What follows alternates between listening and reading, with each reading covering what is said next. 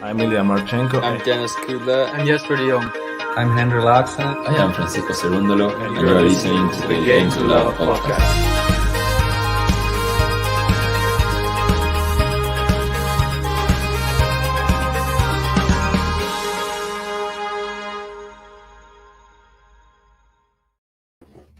Hey, welcome back, tennis fans. Feels like a long time since it's been the old boys just sat here watching a tennis match together. Then back, JG's back, and we're back for a great match here tonight. It is Carlos Alcaraz, and he is up against Jannik Sinner, two of the hottest prospects on the men's tour. Two youngsters, one from Spain, one from Italy, and you can see who we're both supporting today. Well, can you include me in that? I mean, you introduced us as the old boys are back. I mean, I don't want to be part of the old boys category. I would prefer to be considered as one of the Alcaraz, Jannik Sinners.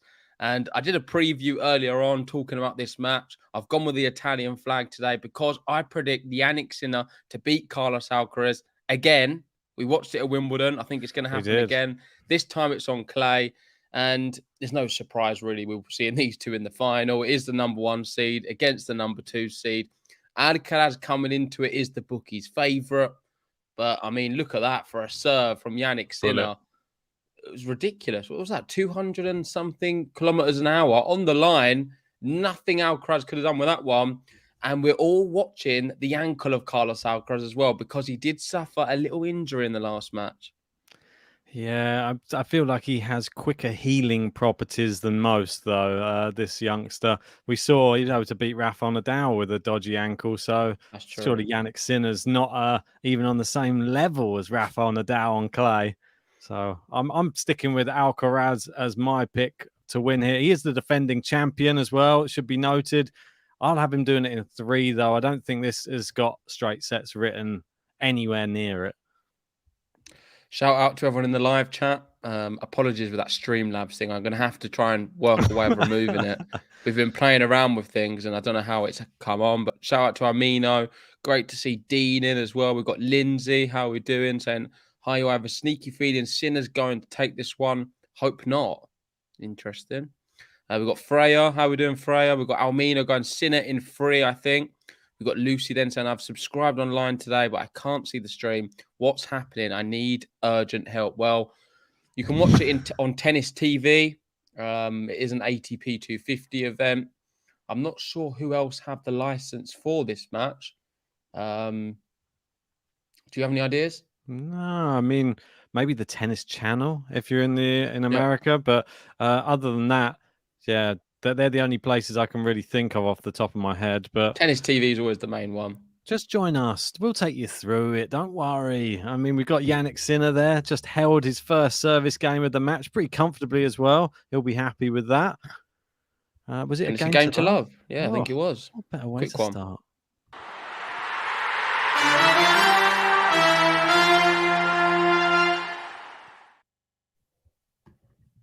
So there we go. We've both gone for a different player. Are you surprised I went Sinner? A little bit. You know I'm a big Alcaraz fan. Yeah, a little bit surprised just because I know... I don't know. Even though you have your attack a lot of the time, so... Well, I think you're disconnecting a little bit, mate. I don't know whether you want to jump out and come back in. Terrible today. I can't really hear you too well at all. I'll let you do that. Ben's having a few internet issues, it seems. But I'll take you through this match as it happens. Sinner, the perfect start from him. And yeah, I will apologize for that live chat. I'm not sure what keeps coming on with that Streamlabs. It's a bit strange. But we will have a new system coming very soon to Game to Love. So hopefully the template will look a little bit better. We're going to have a new scoreboard as well. But in the meantime, I'm not sure how to remove that Streamlabs bot kind of thing.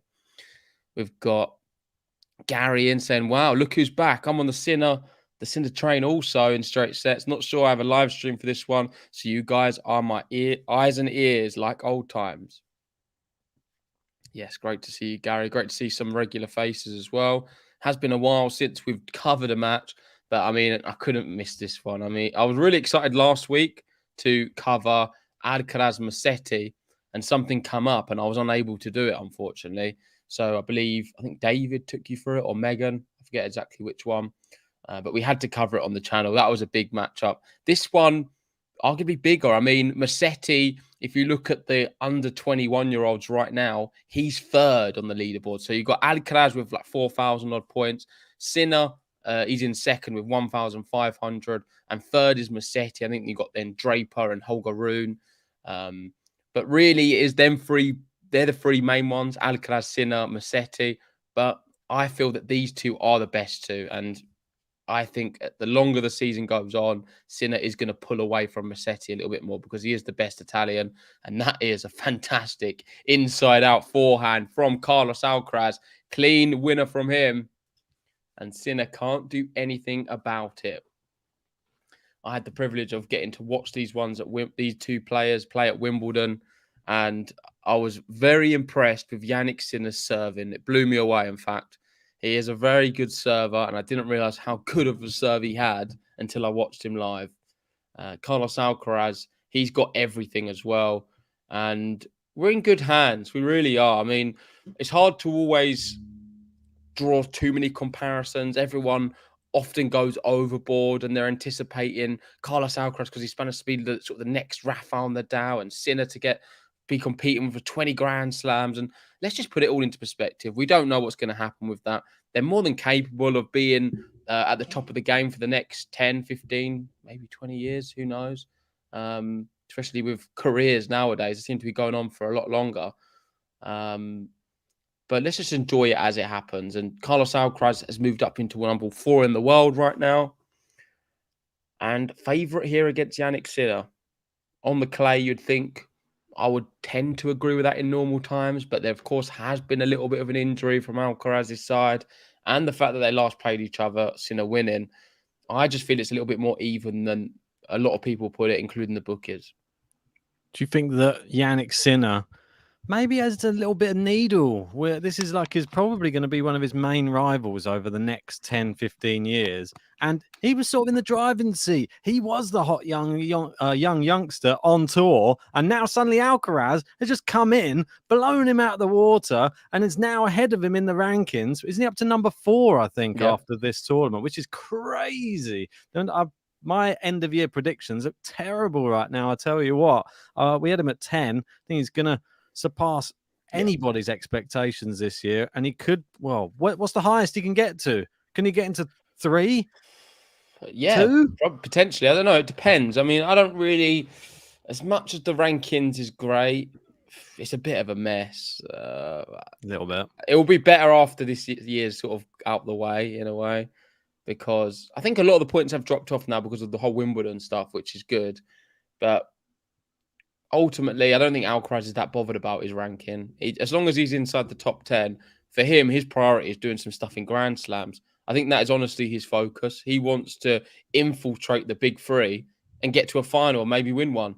Ultimately, only Medvedev's been able to do that in recent years. And I think Alcaraz is targeting that more than any ranking. I'm not sure if that's a big motivation as what it is for us. We talk about it a lot more than what he does, I'm sure. Beneath him this tournament really a bit now, isn't it? At 250. I mean, I know he won it last year, but that wasn't his first title. Now, what's he won 6, is it? What's that? Titles. I don't know. Out off the I top think of my 6. I think this is 7th. I think they've both won 6 titles coming into this one, and whoever wins this one will be number 7. But correct me if I'm wrong. We have Jiri in the chat saying, wishing Carlos Alcaraz all the best. Freya saying, yeah, I can't remember. I can't watch as well, but your commentary, guys, is enough for me to enjoy the match. Well, thank you, Freya. Great to see you. And we'll do our best to commentate on this match as it happens. So far, it's been actually quite entertaining. There's been some good shots. I know I've not done all the commentary from it because I've been watching out the corner of my eye. Great shot there. I can't quite work out who's on top.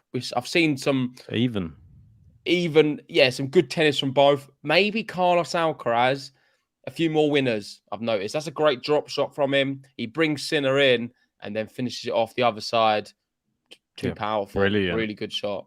Loving that. I mean, the way both players are hitting the ball early on is a great indication of how this match is going to be. It's going to be a hard-hitting baseline rally with a few probably select shots from Carlos Alcaraz, a few drop shots here and there. I feel that he has more diversity in his game, but Sinner, if he's on, it's tough to stop him. That's the problem. So it's 5 tournament wins for Alcaraz out 5, of is it? 6 finals. So it could be 6 today if he wins out of 7 finals. Yeah. Got you. He just lost, obviously, to, was it Musetti in the last one? Yeah, that's right. So it could have been 7, but... yeah. But Musetti, obviously, that was a bit of a shock. We know he's good, but he hasn't really turned up for quite some time. And now he actually managed to play a whole tournament to the best of his ability.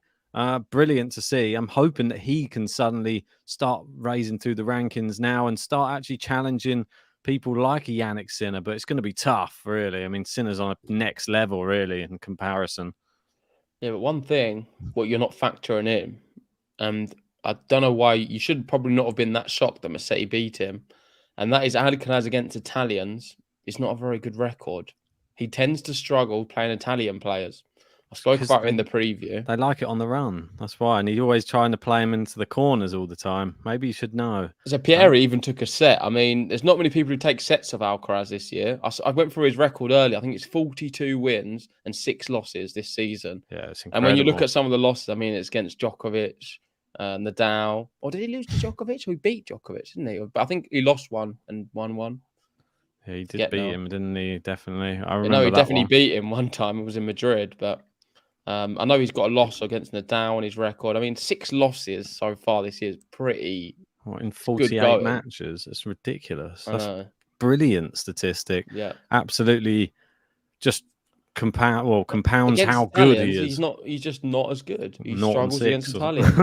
Something lost to all Italians or something. Just Berrettini, Sinner. Berrettini, I don't think he does very well against either. Agamemnon. Didn't he lose to Berrettini at the Australian Open, I believe? Yeah. It was in 5 sets. But yeah, it was close, though. Agamemnon. He was doing all right this week, wasn't he? Well, he's a good player. I think he had a good result. I don't know why you mock him. I think you just mock his name, but he's a good player. Like Agamemnon. That's what I call him. That's why. Ridiculous.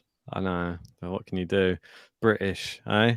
If you are just joining anyway, one of the 132, whack a like on the video. Go on, do it for the old times. Come on, the boys are back in town. Put the soundtrack on later. Well, we can, can't we? I think we've actually got music now, but we can't play that one because we'll get in trouble. But we can play some songs from time to time. Yeah, as long as I've made them, then they won't get copyrighted. Yeah, currently up to 38 likes. Let's try and get up to 100 likes for our first stream back in a while.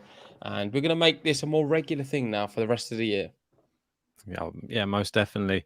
Little mini summer hiatus just after Wimbledon.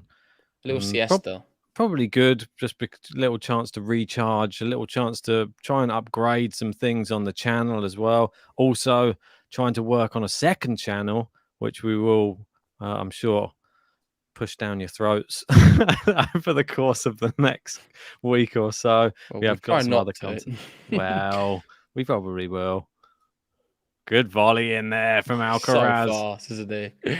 He covers the net so well. Glides in, doesn't he? Just rapid. He honestly is. Federer-esque around the court, I tell you.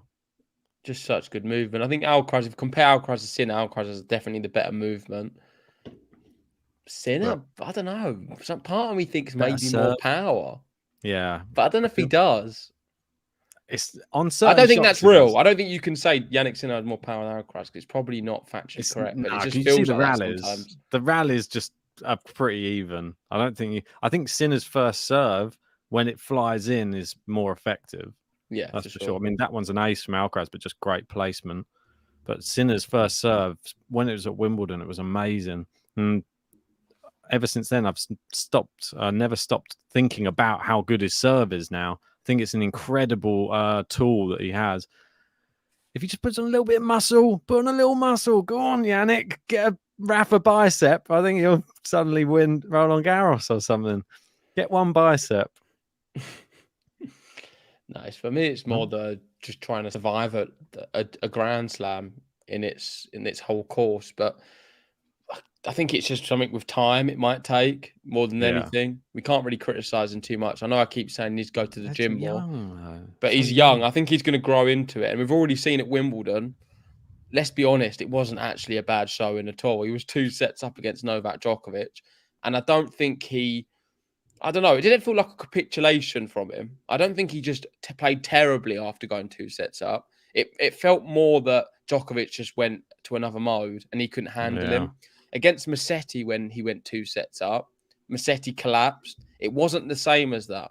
I don't know if you agree. Sinner's one wasn't as much. Everyone's just going to probably criticize me and say, "Oh, Sinner bottled it because he was 2 sets up," but he did. It wasn't really a bottle. It was a Djokovic masterclass. Djokovic just turned it on and played some stuff which I don't think many players could deal with, if not any, especially on the grass.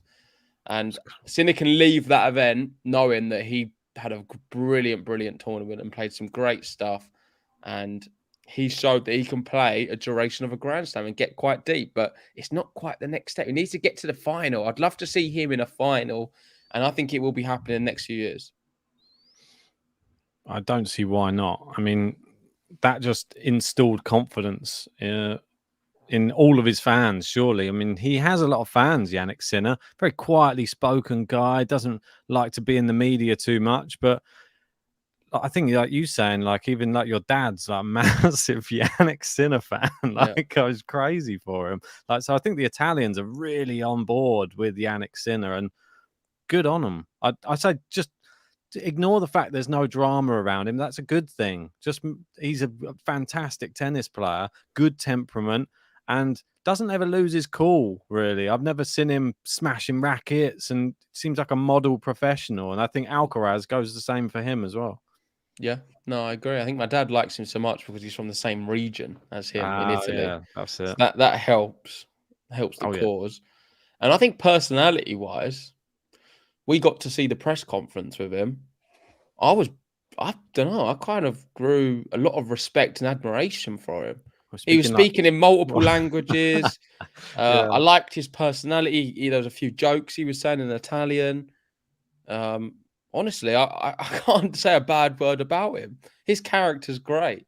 And I wouldn't say, some people say, oh, he's a bit dull, but I don't think he is. You just don't know him. I think that's what people used to say. I think we're going to see more of his personality. Is he a Murray? Conferences, I don't know. But Murray's not a dull it's just because his voice is a bit boring. Yeah, but Murray started off a bit dull, definitely. His personality is actually a funny personality. Only when we got to see it more. I mean, at the start, it was a bit boring. He's a bit of a joker. That's the thing off the court. But in press conferences, I think we have a greater respect now for why some players do sound boring in press conferences. Because if you see what they have to part with, it must just be a little bit boring itself, being in there, the same question over and over. Then you go to the next room, you've got another load of the same question, then another one, then you're on TV, another set of it's just the same thing. How much enthusiasm can you have to answer the same question like 4 or 5 times? Yeah, that's true. I don't disagree with that. So this actually puts some of the players that everybody loves and thinks like, oh wow, look how nice that person is and how funny they are in press conferences. Bear in mind, they've had to do 4 or 5 of that exact same thing and that same question. They're still maintaining that. So that's credit to the people who have a sense of humor and more personality in the press rooms. There we go. I think I've turned it off. So I've sorted out the bot. So that should be gone now. What's it changed to now? No, nothing. It should just be off. Another game to love there for Jannik Sinner. Great inside-out forehand. Seemed to be flying through his service games, something that was very similar to his Wimbledon form. Flying through service games. Amazing.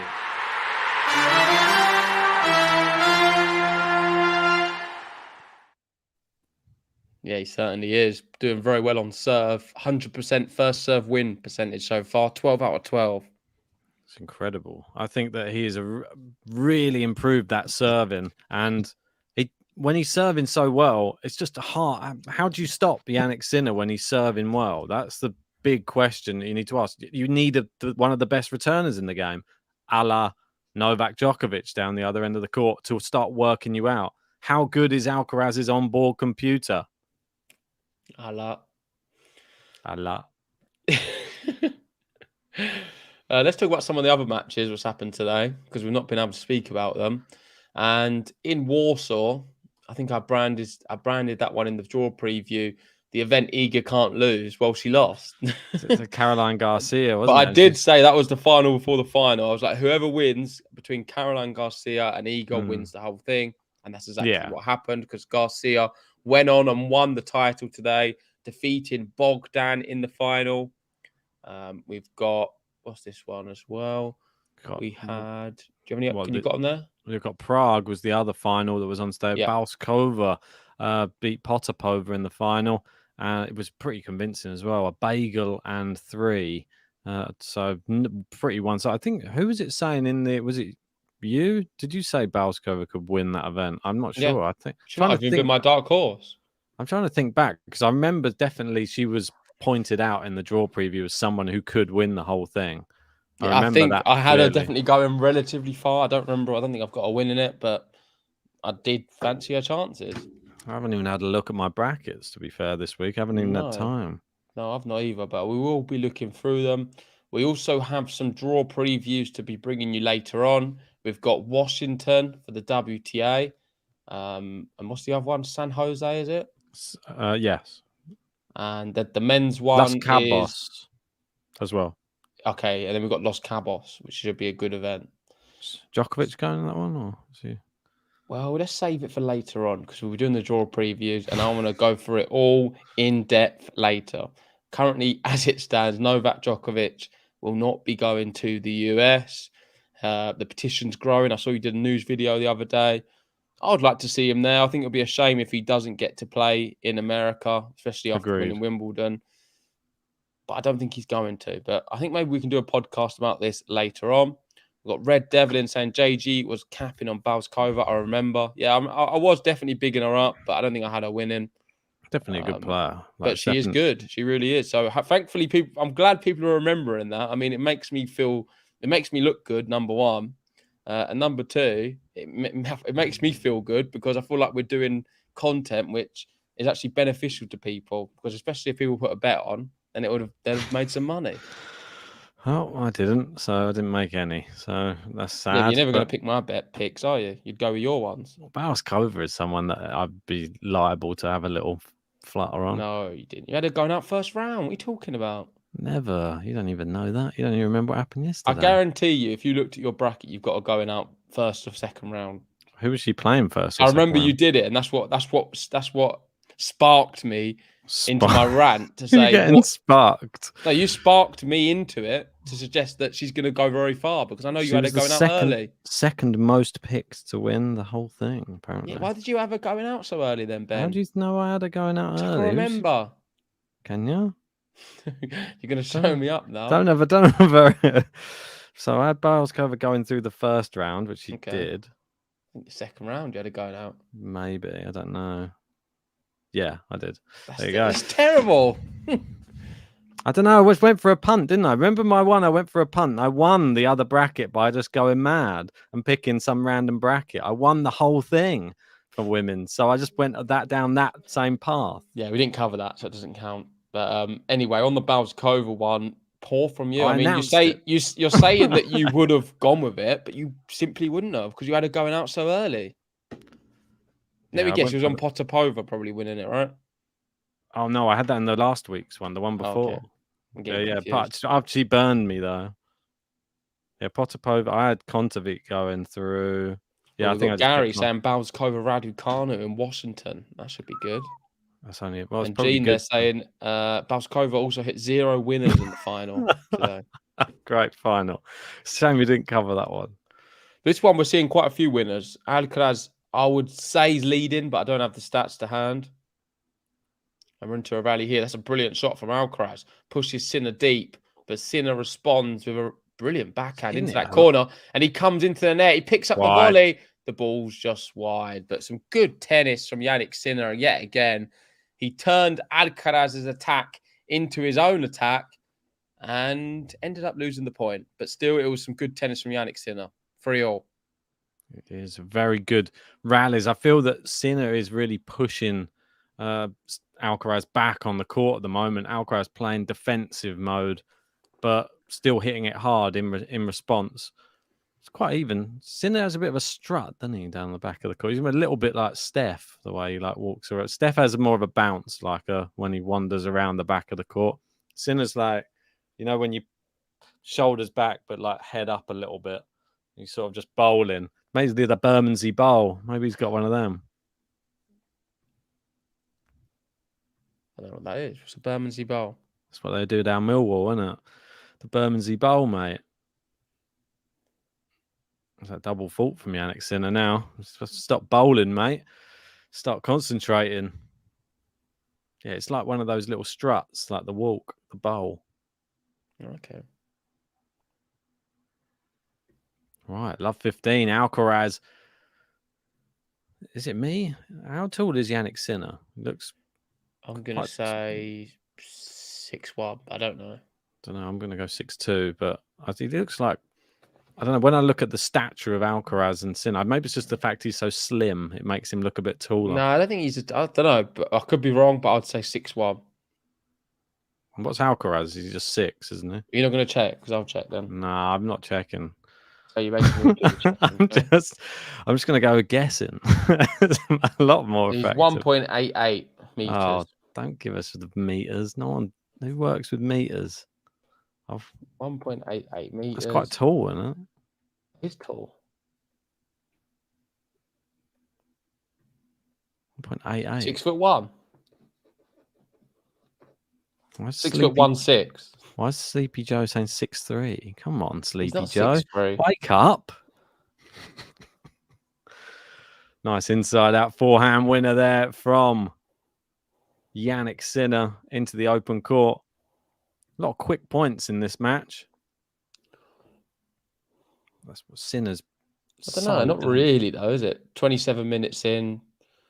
I guess so. On his serve. On his service games have been quicker. Alcaraz's ones have been a bit longer. Similar to Wimbledon. Exactly the more same. runners.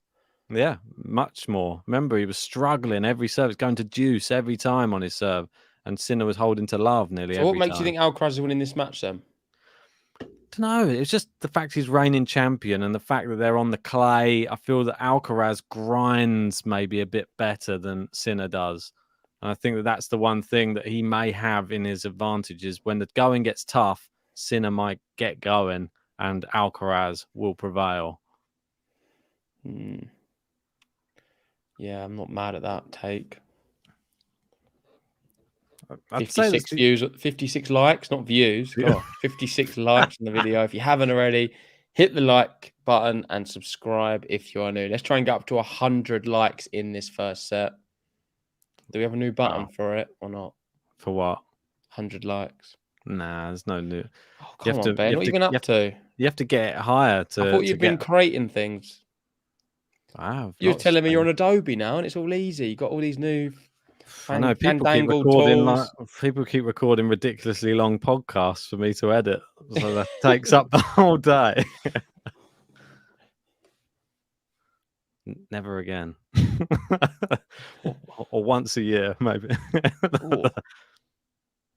What serve? Yeah, again. Such power from Sinner. Good volume. How's he getting these back? I don't know. Alcaraz just keeps running from side to side. Brilliant hitting from Jannik Sinner, though. And finally gets the point. And that's the game. Well done, Jannik Sinner.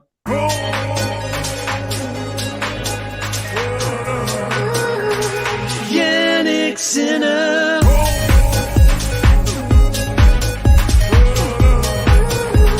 Jannik Sinner. Hope one day he gets that haircut from the video. Be quite nice. It's important to note that Sinner currently is 90% on his first serve. Outrageous. Wait, sorry, is that right? 94%. Yeah, but I thought it was 91%. Or maybe it's not updated, but I feel like first serve points won. Because it just popped up on my phone that it's currently 91% of his first serve points so far. So maybe that should be 16 out of 16 18. divided by 17. What is it? Yeah, I'm not sure if that's right. I think we're missing one. Well, we're missing a serve. No, I think it should be, it's rather than 83%, it should be 91%. Because the ATP have just tweeted out the stats and it's 91%. Well, rather than First serve, 94%. Rather than 83. I'm looking at Sinner. Oh, sorry. I was just looking. For some reason, I was looking at Alcaraz the whole time. I was getting confused. Don't know. Not done this for a while. But that's what I'm saying. Regardless, it is crazy stats. Sinner, I'm going to go with the ATP. 91% off first serves. That is the real big asset he has. We saw it at Wimbledon. We're seeing it now. Sinner, when he gets his first serve, is a bit like Berrettini at the moment. What do you make of that new name? I know you were reading it out earlier. I'm not sure if I agree. Sinkaraz. Nah, it doesn't. I mean, I can't even say it properly. What's the other way around? Alna. I don't know. I think Fedor's just easy to say. I don't know about why people are trying to link these two together. They're too young. Let's give him 10 years and then we can think of a nickname for both of them. Well, maybe let's try the nicknames and try and link them up. You've got Carlitos and you've got I just don't think people should be doing that yet. They're young players. They've not done anything yet. All right. Why are we trying to talk about a big we can enjoy it. I love watching them. They're brilliant, but it's not like I like just thinking up stuff. People are forcing something too soon for me, and it's a bit annoying. What about Medvedev, Djokovic?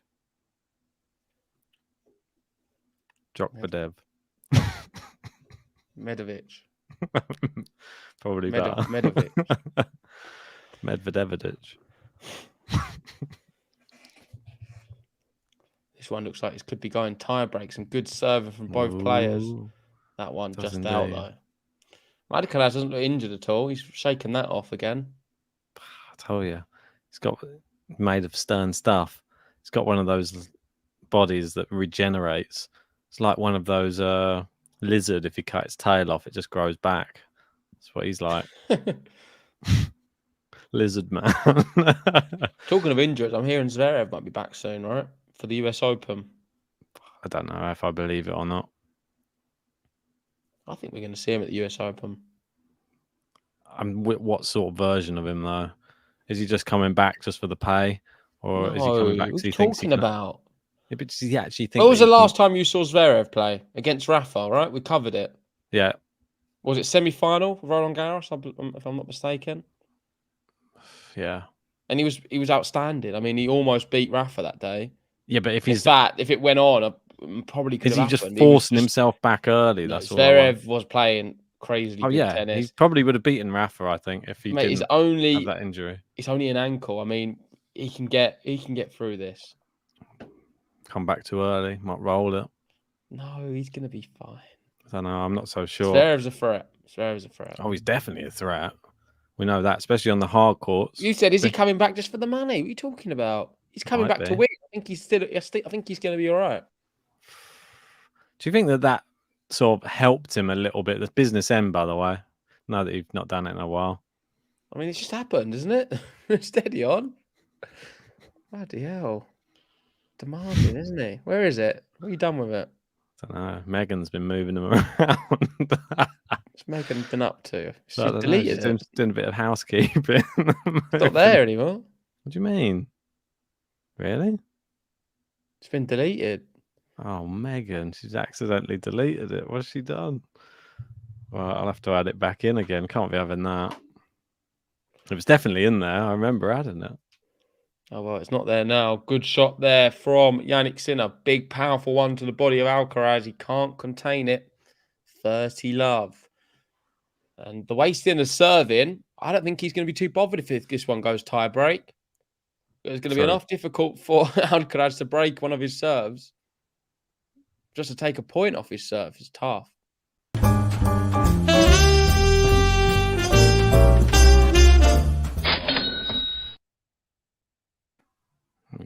Massive hitting from the baseline between these two. Alcaraz, it's a big backhand. Oh, that's amazing. That is amazing. God, that's Alcaraz. And he gets his button for that alone. Vamos, Carlos Alcaraz. Vamos! Vamos! Carlos ALCARAZ! Vamos! Been a while since That could lift him. That could lift him. That's a Vamos moment. Missed it. Well, back on the high knees. Good. That's what it's all about, mate. Where you been? Been plodding around the neighbourhood.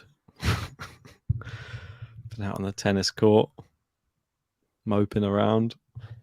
It's a poor return there from ALCARAZ. I know, it's a tough one, mate. You That can is a great serve. That's the thing, you can get 1 point on the Sinner serve, though. It's just how many points can you get? He's not really managed to get hardly any. How many has he had so far? Mate, it just looks like a tough challenge to break him. Yeah, it really is. Serve He's Sinner. fighting. He's fighting for a point on off his serve at the moment. Serve bot Sinner. That's going to be his new. Could change it to that. Casper Ruud will have the same one as well. It would be valid. Oh, just so you say that, another double fault. That's the second one from Jannik Sinner in this match. How can Not we a go good with time either. Not a good time. Why have we got that Roland Garros style today? I mean, that's not their colours, is it? Don't know, just the green. It was a bit. I don't want to get into that, but Yeah. no, that's something I would have even said. But it is just the one I would like to use. I quite like this one. It was a bit of a clash. No, I know what you mean, but Blue and green should not be seen, they always say. yeah, but nowadays it can be seen. Unless there's yellow in between. Is jeans not blue? Oh, what? Are jeans blue? Yeah. Okay, so you can't wear jeans and a green top. No, yeah, I wouldn't. Oh, don't be stupid. What? Are you telling me you'd never wear jeans with a green top? Yeah, I wouldn't. Well, I think that's you. I think that's over the top. Let me know in the Mate. live chat. For those who wear jeans, can you wear a green t-shirt or top or a jumper, anything green with blue? Personally, I think that's a very outdated, backward idea from Ben, and he's living in the Stone Ages, to be honest. Stonehenge. That's where I derived from. Come from the I helped build Stonehenge back in the day. Oh no, he's had juice and now he can't find a first serve. Oh no. Why's he still wearing his Wimbledon outfit as well? I just realised. Come on, grow up. I don't know. ALCARAZ helping him out there. Mate, that's terrible. You can definitely wear blue and green. I'm sure you can. I mean, if you look at the I globe, guarantee you have wore jeans and a green top in your past. Nah, because for me it always clashes. It's not like the right. Maybe it has to be the exact right types of green and blue. But yeah, for me, most greens and blues they just clash. Mate, look at in the crowd. How many people are wearing green and blue?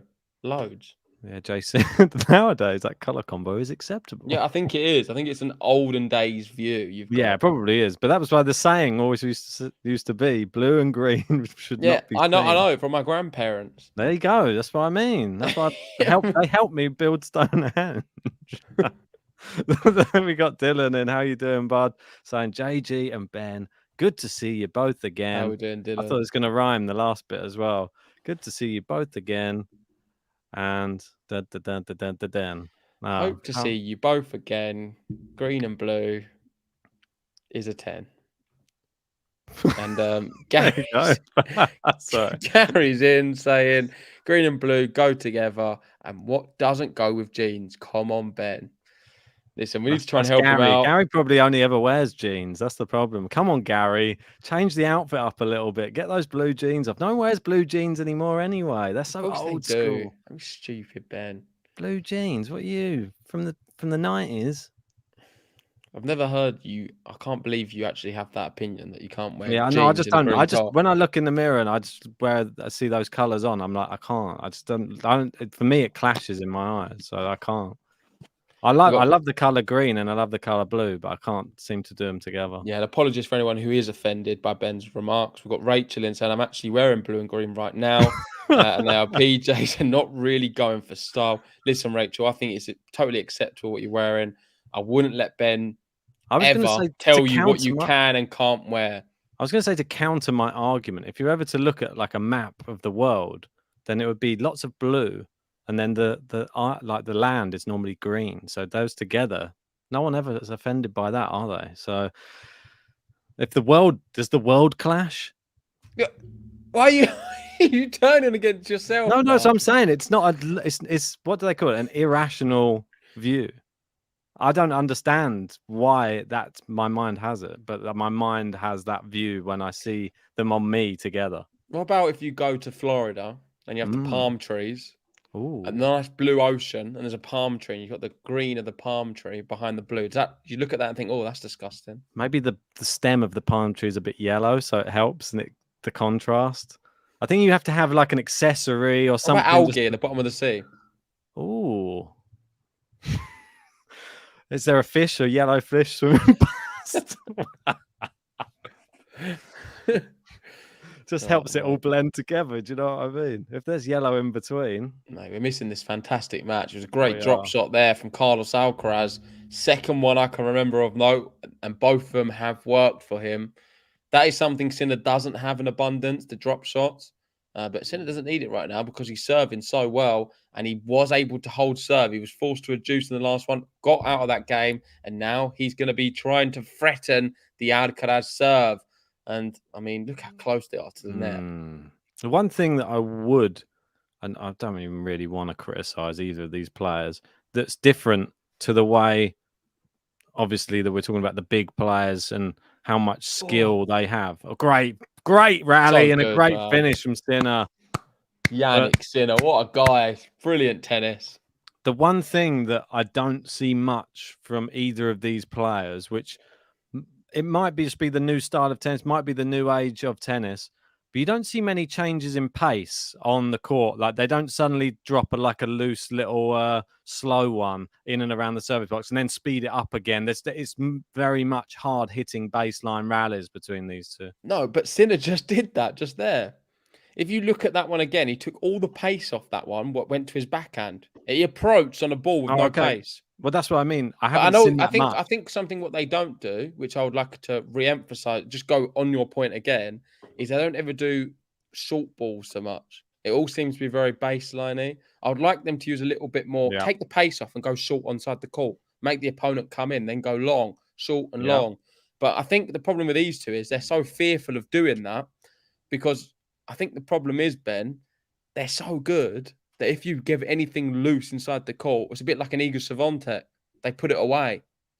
Well, yeah, and I think it's the same here. You put Alcaraz in the middle of the court, he's gonna find a big shot. Same with Sinner. They're dangerous. Both of these players are too dangerous. You need to keep them at the base, and otherwise, you're in trouble. Then it just becomes does the next breed have to become like the player who does use both? I mean, I feel maybe we've just seen too much of players who do mix everything. It's such a mixed bag of stuff.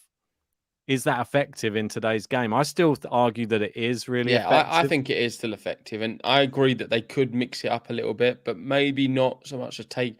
I would like to see them do a few more angles at times. Like, take all the pace off and go for a crafty angle. Yeah, I love a crafty do that angle. quite a bit. I love it when they just, like you said, but that Sinner one, when they just slow it down and they just like whip it just over the net inside the service box with a nice angle. It just causes the opposition so many problems. They have to dash in, and then because they have to dash in from that angle, the whole court is suddenly gaping. If they come to the net and follow it up, all they have to do is volley it away, because rarely do they hit winners off of those shots. And you love a gaping court, don't you, Ben? I mean, we've been playing a few times. I've left a fair few. You've left a few gaping courts in the most recent weeks. Yeah, I did. Left fair few. And you've had a few gaping courts to hit into as well. Yeah. You often don't like it, though. I've noticed when you play, if you see a big wide hole one side, I find you become a little bit... I'm not going to go into that gap. You go a bit central. I don't know Yeah, if you've noticed exactly. you do that, but I don't like to hit if the I leave line. you a big gap, you're like, oh, I'm not gonna risk that. I'm gonna go central. I don't think and I'm hope. trying to go central. I'm just trying to not go near the line. So I end up going more central. I don't notice you don't ever like if there's a big gap. I don't see you like pep one into the corner. No, rarely. I'm too scared to mess it up. But it does work on a lot of occasions because you play it down the middle, and I just think I I don't peppered know. I just don't get it back because I'm not with the stretching for it. gaps. I'm just like pepper in the corner. I think when I've gone back behind you, then that sometimes works, but not with the gaps. I don't like a lot of time to think on the court. If I think, I mess it up. That's the problem. My mind is not my friend. Oh, it's not the best choice there. Drop shot from Carlos Alcaraz into the bottom of the net. 30 love. Jannik Sinner getting close to the magic number 6 at the very least. Could be getting a tie break here. Sinner, I would say, has been the better player so far. Oh, man, saying stop saying gaping. It's like moist. I did wonder, stop saying gaping or gap. Why? I thought you were going to say keep saying gaping hole, but you was saying a gape because that would have been even worse. I mean, you do leave a gaping hole when we play tennis often. Oh, too bad. Especially if there's been some rain and the court's a bit moist. You always leave. I'm just trying to annoy Amina at this point. But yeah, good smash put away from Sinner. 40 love. Looking for another game to love. Boiling in here today. I need a fan or something. Come on, it's not that hot anymore. It's Summer's boiling. over now. Boiling. What are you talking about? No, it's not. It's just begun. Oh my word! Was that a winner? No, I don't it was think he long. made Oh it. my word! It was so quick, that return from Alcaraz. It's like a Nick Kyrgios style shot. Literally.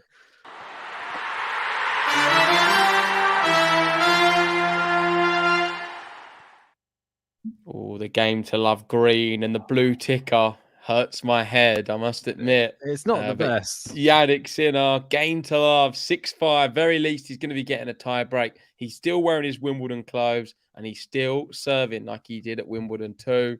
Looking very good value here. I think Alcaraz is in a bit of trouble. Not yet. I mean, he's got a serve to stay in it, but he's looked not bad on his serve so far. Not as good as Sinner, that's all. Got Vanchin saying court's a bit moist. JG 2022. Do you like a dry court or a moist court when you're playing? What surface? On clay, maybe a bit more moisture on there. Sometimes helps to slide. But Yeah, on that's a the good point. definitely on the hard court, no moisture, please, because otherwise you saw I nearly did the splits when we played in the rain, and that So was no moisture and gaping holes on the hard court. yeah, definitely not. Okay. Yeah, you saw. But when we played, hopefully no one edits this video and mixes my words around because they could. I probably will. They could So that's mince it up. If anyone's willing to do any editing for us at all, I'd be surprised. Gene's saying he should always wear the Wimbledon kit to remind Alcaraz of that match. Maybe it's mind games from Sinner wearing the all white. Ooh. Or maybe he just hates whoever does his washing. I mean, wearing all white on clay courts is bold because I can't imagine it getting many uses.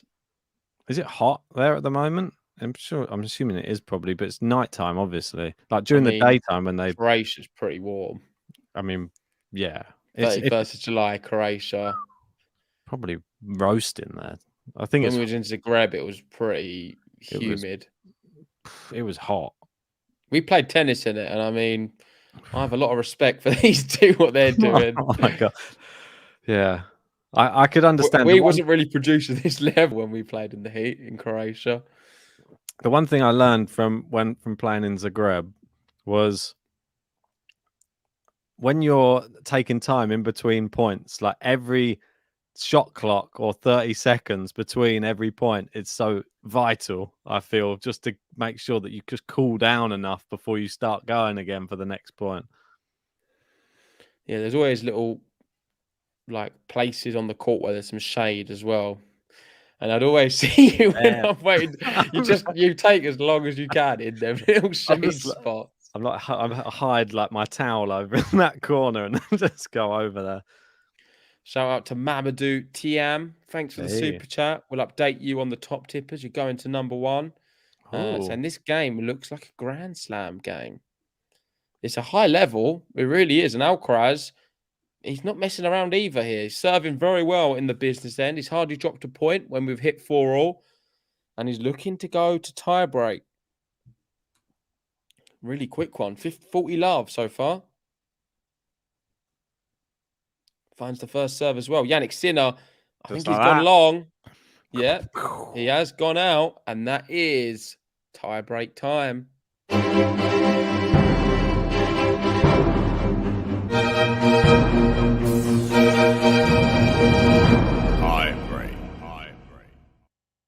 There we go. Let's get some predictions in the live chat right now. It is tie-break time between these two. The youngsters putting a show in the final of Umag. I'm going for Jannik Sinner 7-4. I'm going Alcaraz 7-5.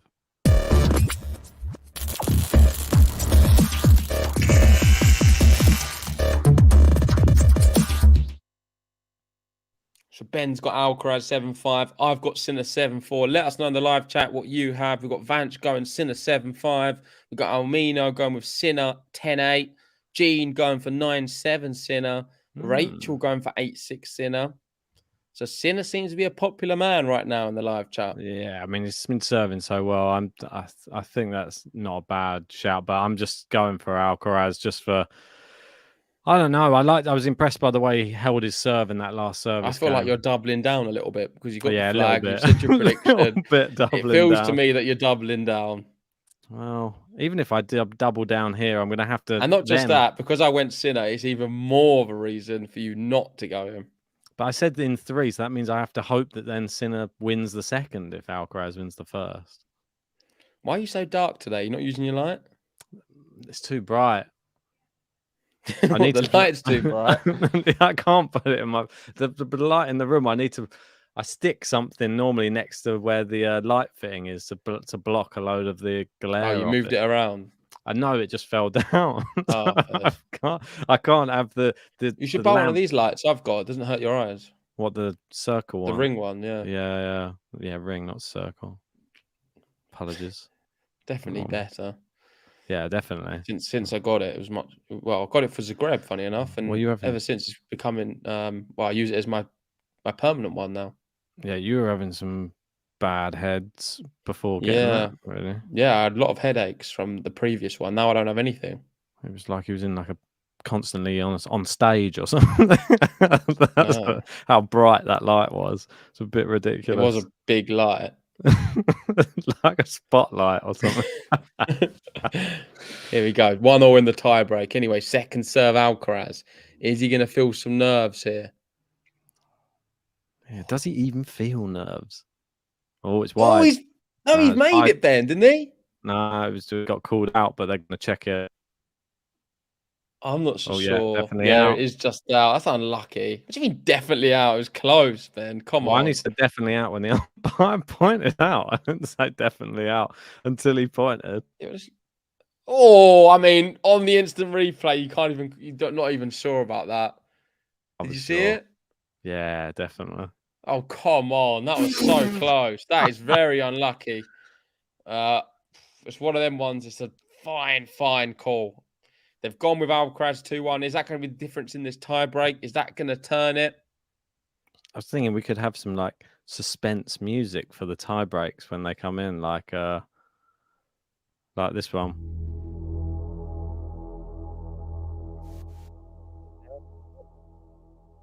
Huh? 3-1. It's a clean winner off the serve. That was amazing. It's a bit eerie, that, actually. It's not quite suspense. I don't know. It was the one from the tour finals. Anyway, it needed something a bit more like dun dun dun. It does get into that. I thought it was a great serve. It's not. It's just wide from Jannik Sinner there on the first serve. Second serve, Alcaraz, Galitos. Can he get a good contact on the second? He does. It's a good backhand. He's got him backpedaling. Forehand. He's gone drop shot. Oh, my word. Oh, he's got there. Can he lob him? He's looped it up. Oh, it's in. He attacks the net. But he doesn't need it. It's 4-1. Oh, it's a big fist pump from Carlos Alcaraz. I think that one could wrap up the tiebreak, if I'm honest. 4-1. He's got a little cushion. He's got a double mini break. Double mini break. I mean, that for me, that was almost like a Djokovic-esque rally where you just maneuver the player around the court, just putting them where you want them, and they just can't do anything about it as well on that one. Yeah, incredible. Fantastic tennis from Alcaraz. Truly is. Who's this umpire? Sounds American. 4-1, Alcaraz. I don't have any sound. Oh. What's wrong with your new computer? Is it broke? No, I just don't. I put it on sometime for Notwood's time. I'll put it on now for a bit. For a second, play the Titanic flute music. That's how Sinner must feel. Yeah, do you ever got any other music you can play? I'd have to look through it. That takes out the folder's so big of things, but it just depends. There you go. Second serve. Sinner returns. Oh. Backhand to backhand. It's out. Jannik Sinner's throwing this away. Alcaraz 5-1. Amazing. Yeah, when I put the sound on, I feel like I'm shouting over the crowds. Yeah, I know. That is one of the problems. But I always feel like when I'm listening to the crowd as well, that everyone else can hear the crowd. Like, I don't know. That's just me. I think it is just you. Yeah, it's just me. Are we up to 100 likes? I don't know. I don't monitor. Might mess up my internet. I'm too scared to open anything. Your internet at the start. It's been on that a few times recently. No, I think it's the laptop. I've had the computer on all day editing, and I haven't restarted it, so probably that. 79 likes. Oh, come on. 21 away. Big John. He went out. I know, mate. We both had him winning it, didn't we? No, I think I did have Big John. No, or Kyrgios. Yeah, he did well. Yeah, cheers, Kyrgios. I think I also said that on the draw preview. Well, you could just pull out. Yep. Yeah, it's a classic Kyrgios You move. watch it back. Watch what I said about Kyrgios. I was like, I'm not putting him through at all. I think I had him going out first round. Yeah, he mugged me right off. Alcaraz 2 points away from this opening set. He's turned it on in the tiebreak. He has. And has not looked as good in the tiebreak. Nope. Business ends for business end style people. Great depth from Alcaraz's forehands at the moment. Sinner being pushed back, asking him questions. I mean, these shots are so good. Sinner, this is chance now. Alcaraz has taken a bit off them, but then they're straight back on again. Oh, it's too good from Sinner. Oh, good tennis. Jannik Sinner kept the pressure on. Alcaraz gives away a point. Yep. Sinner here needs to hold both. 5-4, put the scoreboard pressure on Alcaraz, and then he's in this tiebreak. If he doesn't hold both, he's lost his set. You heard it here first. We heard it here first. All right, the crowd trying to get behind Sinner a bit at the moment. Here they come. All right, Sinner, 2 serves to take it back to 5-4. Needs first serves right now more than anything.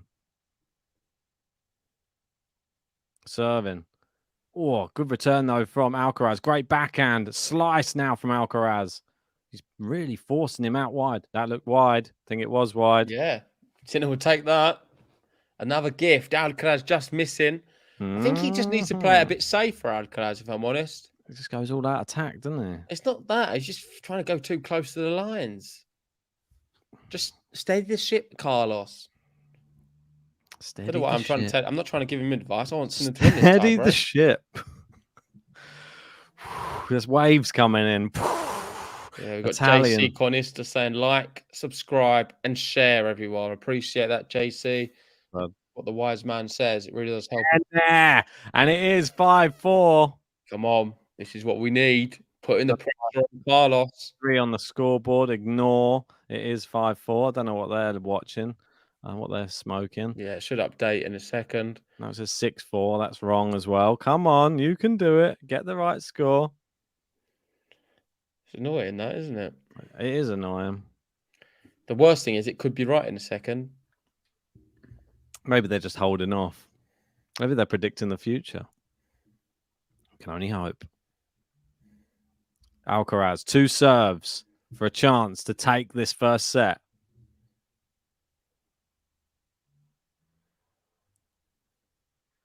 Good serve. It's into the net. We've got set point. Ooh, and the scoreboard was right. It is 6-4. We knew it would be. Set point Carlos Alcaraz. 1 hour on the clock. Is he going to get it done in the tie break? I did predict 7-4, but I've got this one the wrong way around. Trying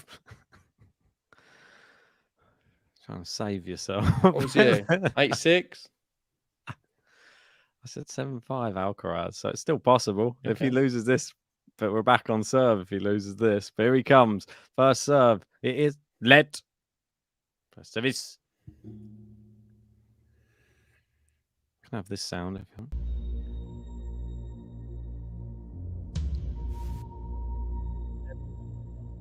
Music playing. Yeah, play it. You reckon? Yeah, I need it. It's tense times in this match. Carlos Alcaraz, Jannik Sinner, Carlos Alcaraz. He's on the stretch. Oh, he's missed it. Backhand. He's missed it. Jannik Sinner's back on serve. It's 6-5.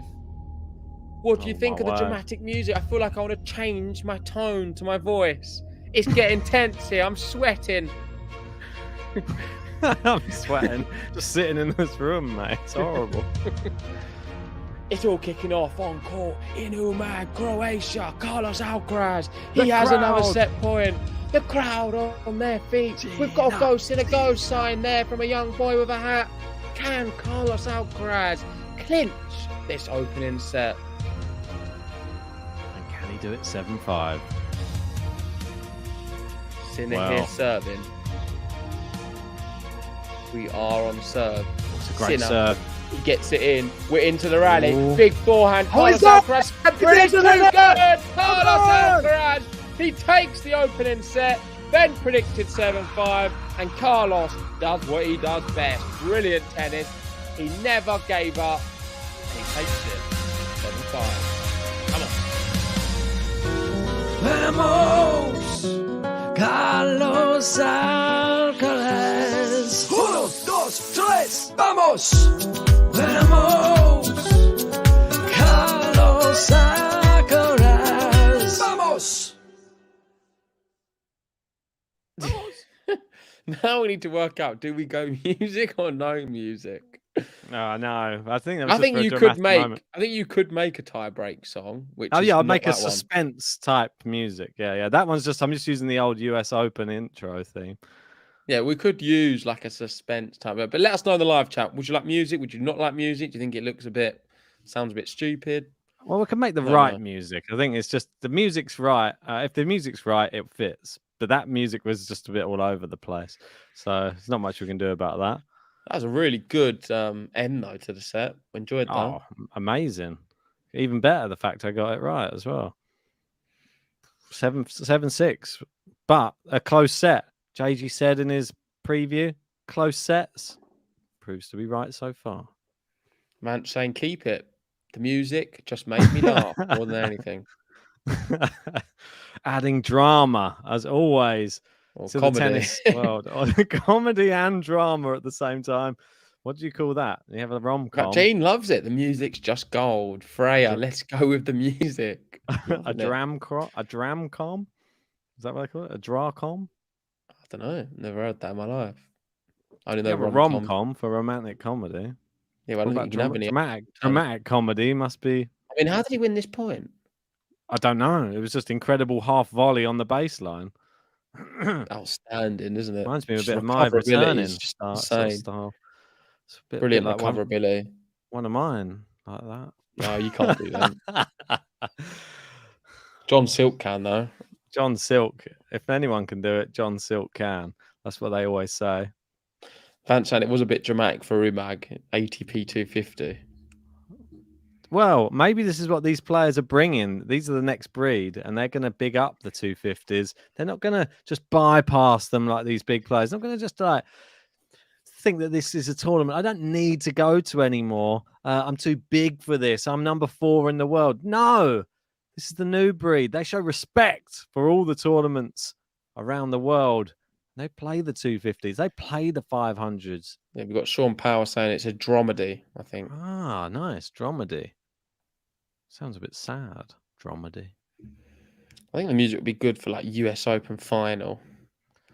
What Imagine type of that. music, though? No, I don't know, for like the end of it. Probably make you cry. You know what you like. El Potro's. Have a few tears during a final. El Potro's song. Oh, Rafa's won the Australian Open. I'm so emotional. Yeah, I get more emotional than you do about Rafa. Says a lot, doesn't it, really? Fake fan. Nothing left. Plastic fan. That was bad. Plastic Nadal. That's what they... It's been kicked out of the Rafans. Yeah, had a lot of emotion. Wrote him a song from the deepest part of my heart to Rafael Nadal. 1 second. Oh, he's gone.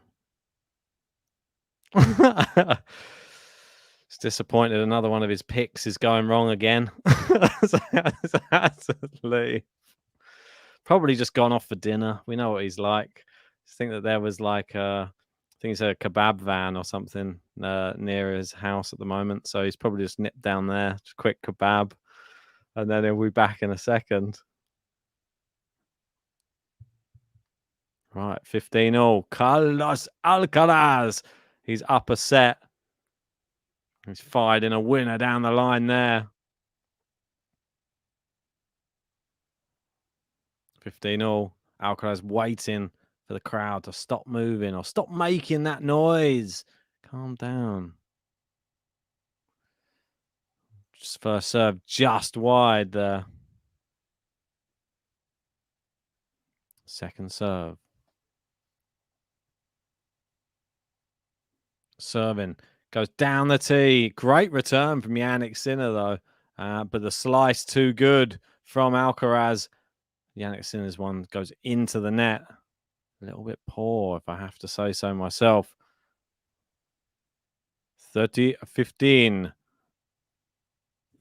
know why I'm doing that accent. I think the guy's American who's doing the umpiring today. If you are just joining us, though, make sure to whack a like on the video. Why wouldn't you whack a like on it? Subscribe if you're new to the channel. Massive winner there from Carlos Alcaraz. Big forehand from inside the service box. Jannik Sinner's return just dropping short. He steps in and cleans it up. Starting the second set. How he finished the first. 40-15. Great serve. He goes drop shot. Oh, it's a beauty. What a beauty there from Carlos Alcaraz. Vamos, Carlos Alcaraz. 1, 2, 3, vamos. Vamos, Carlos Alcaraz. Vamos. Vamos. Indeed. Well, Carlos 1-0 or 1-0. Been watching JG talk about football for too long. It's one love. It should be one love is all you need. The boys from Blue will tell you that. And we is one love. Carlos Alcaraz against Jannik Sinner here in Umag. Alcaraz looking to defend his title. Can he do it? First serve into the net from Jannik Sinner. Second serve needs to be a good one. It's down the middle, and it's not a good one. It's punished. Punished from the young Spaniard as he batters it into the corner. It came back even quicker than he served it, that one. What a winner. Needs a first serve. Alcaraz getting better. Sinner starting to falter. Sinner serving. Great serve. Oh, I believe it was called out and then corrected. I think the umpire's going to come and have a look.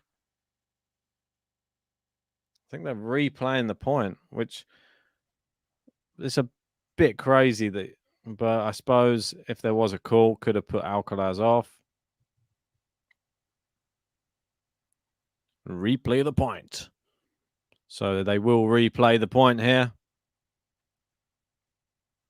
I mean, it was bang on the line, I think, just on the back edge. It is going to be Jannik Sinner serving again. This time, nearly the exact same spot and just long on the first serve. Second serve coming up from Sinner here. Down the tee. Great return from Alcaraz. Sinner just keeps it in play. He comes to the net. Great volley in from Alcaraz.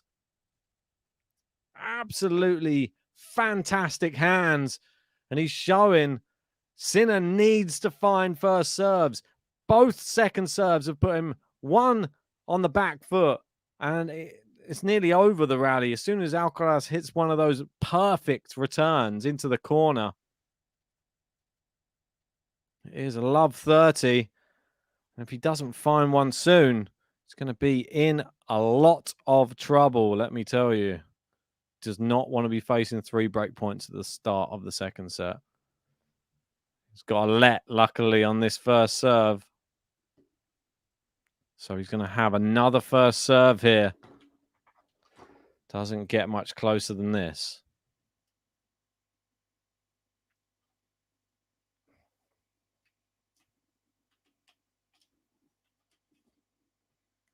Oh, good return here from Alcaraz. Backhand to backhand they go. Now into Alcaraz's forehand. Sinner with a great angle on his one. He somehow kept it in, Alcaraz. Sinner's gone down the center a bit too much. It's looped up. The smash from Sinner. But Alcaraz passes him. Oh, my word. What? And the crowd are on their feet right now for Carlos Alcaraz. Vamos, Carlos Alcaraz. 1, 2, 3, vamos. Vamos, Carlos Alcaraz. Vamos. Well, to smash it so weakly that Alcaraz was able to hit a winner off it. I think Jannik Sinner has to look at himself in the mirror there and just realize that was his to win that point. And he failed. Maybe he's questioning everything he does right now. The serve is in. Oh, and there you go. The return is into the net. 1 break point saved from Jannik Sinner. If you are just joining us, make sure to whack a like on the video. Subscribe to Game to Love if you're new to the channel. And join our membership. Why not join the membership? Come on.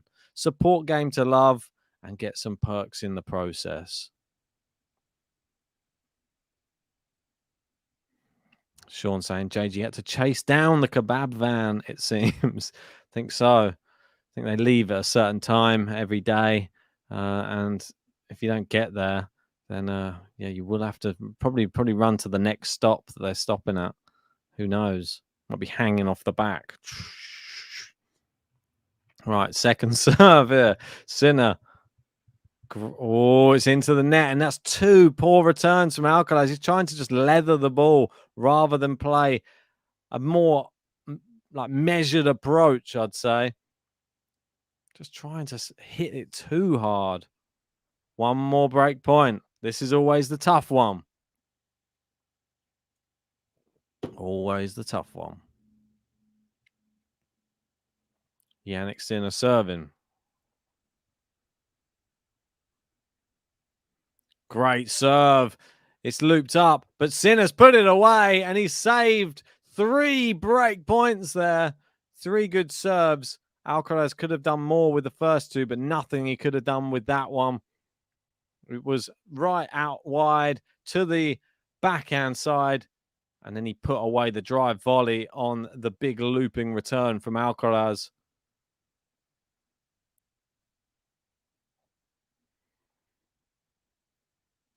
Right, Juice. Break points have been saved. The serving's coming back. Missed it. Second serve. Wouldn't it be typical if ALCARAZ sets up another break point now? Let second serve.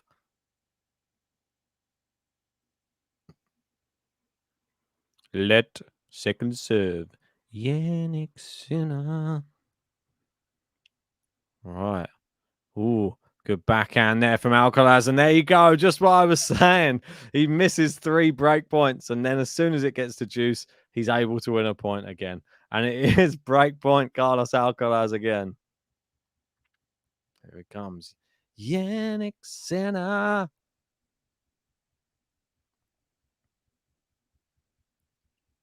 Right, well, advantage ALCARAZ.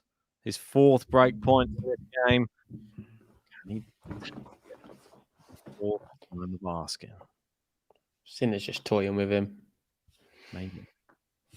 Great serve, but it's a good return. Great forehand winner. Yeah, good tennis. When Sinner's under the cosh, that's when he brings out his big serving. Doing well, isn't he, to save all of these break points? He is, but the way he put himself into the position for the break points was not good. It's poor slow second serves that got finished off. And then the final one was a smash that he should have just put away. And he just tapped it to ALCARAZ. And ALCARAZ passed him. Oh, now he's lost the ball. What's going on? How was the kebab? For a little wonder. I don't know why you keep fat shaming me. Fat shaming? What's fat about kebabs? What's not fat about kebabs? I mean, they're so unhealthy. Just grilled chicken, isn't it? No. Depends which one you're going for. You're now admitting that you get doner kebabs rather than getting the chicken shish. I never said that. I never said that. They've just said the worst one. Yeah, I didn't think they were that bad. I thought they were just quite a healthy snack. I wasn't getting a kebab anyway. Oh, backhand winner down the line. Yeah, I want to change my prediction anyway. I think what's happened here is I've jinxed the poor Italian Jannik Sinner. I went Sinner in 3. Watching the way the way it's going right now, I see ALCARAZ just taking it. He's looking really good. And he's the one finding the winners at the moment. Typical JG, turns his back on his man when the chips go down. No, I'm going to be supporting Jannik Sinner, but I see ALCARAZ. I see him winning this match from here on out. From what I've seen so far, I think ALCARAZ has got this one wrapped up. It's just the first game of the second set. I'm seeing some good signs from ALCARAZ here. Well, he's looking good. It's looking all right. It's a break point and a second serve. He runs around. Oh, stop doing that. He keeps just trying to leather everything. He just needs to just calm down on the break points. I think you've got to do that, though. On a second serve, open up that big forehand down the line. It's a great shot. If you can pull it off. The ones that he's won off of his second serve in this game, he didn't do that. All he did was he just used it and just angled it back into the corner. And then Does it give you a bit of PTSD, that shot? The second serve and the opponent runs around. The one that goes miles wide. Yeah. I have a lot of memories of the one that flies miles wide. That one's wide. And that was a backhand. It's a bit like your one. No, definitely wasn't. Definitely wasn't like your one. Mine doesn't have another break point. It never flicks it right into the corner over there. I can flick a backhand, but it's just a bit loopy. They're never like low. I know, but it's good to have a looper sometimes. It causes all sorts of problems. That's why I think that on clay, sometimes that is another tactic I'd like to see. Rafa does do it. Rafa does it all the time. Yeah, I think they should do it because it's a pace mix-up and it just causes a bit of confusion on the other side. Yeah, but he has the topspin advantage. That's what I mean. If you put enough topspin on it, and don't just loop it because that's not good. But if you have it kick up, it's good. Got Sean, and that's a bit of a backhanded compliment. That's it. There you go. I like that, Sean. Sean pulling out all the stops there with the comedy. Oh, what are you doing, Carlos? Stop hitting it in the net. It's not six breaks saved. I'm sorry. It's 6 breaks wasted. Yeah, I know. I mean, Carlos ALCARAZ is doing whatever he can to prevent you from watching Love Island tonight. And I can see... I didn't even know it was on. I can see it's really affecting you. Like, you're thinking... You're looking at the clock. You're looking back at the match. Now to go on as long as possible so that you definitely can't watch that terrible program. God, I hope you don't have a record function or feature or anything on your TV. And I hope that your catch-up service goes down. Steady on, Ben. I can see you. I can see you. Watch. Oh what's my it? God! Watching? Is that? I watching. What? No, you're clock watching. Clock watching. I'm just worried about the draw preview. It's coming straight up right after this. We've also got Megan covering the Atlanta final. That'll be coming up at, was it 10:30? And for those Love Island fans, they are meeting the families today. That should be a great episode. I know Ben's been sharing me highlights all day, and he's quite keen meeting to watch the family. That. Oh my God, mate. What are they doing? What, all the families get on with each other in there as well? Is that no? the families are coming in just to. Was it like a sort of like their keys in the bowl? I think the finals tomorrow. So is it? It's like swingers, Love Island. All the families come in. They all have it off with each other, and then it's not quite like that. But anyway, Jannik Sinner, very good from him. Saved about 100 break points, and it's all fake anyway. 1-1.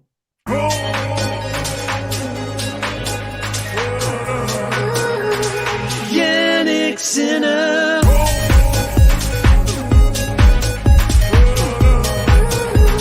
Jannik Sinner. Gary's in saying Sinner trying to force a momentum change. He needs this game, and he got the game, and now it's Love 15. Gary's probably thinking, ALCARAZ going to root? What's that? Gary's probably thinking, what the hell are they talking about before? Gary's probably thinking, I've only got 29 minutes until it starts. Yeah, man, it's all a sham. Come on, Ben. You have to pretend you don't watch it. We know you do. I saw some TikTok the other day from one of the old contestants confirming how much of a scam the whole thing is. Ben, come on. Be honest. You like the show? Mate, I've never watched it once. I'm not going to lie. Come on, Ben. Just because you're live. That's not what you tell me off air, is it? I tell you to stop watching it. You was asking me the other day, who's your favourite couple then? What do you think of them? If you even gave an answer, it would be horrendous. Remember last year you telling me you betting on who was going to win it? Like, oh my God, this is just tragic. The fact that it's even on a betting site is tragic. Oh, what a volley that is. Oh my word, look at this. Wasted a smash again. Wasting the smashes. Good tennis from Carlos though, man. Hopefully he's not like that in his love life. 30-15. He's too young for that, Ben. What? It's got birds waiting. He has a girlfriend. She's a model, Italian model. He's probably got an Italian one, a German one. He's got one from all the languages he speaks. Ben.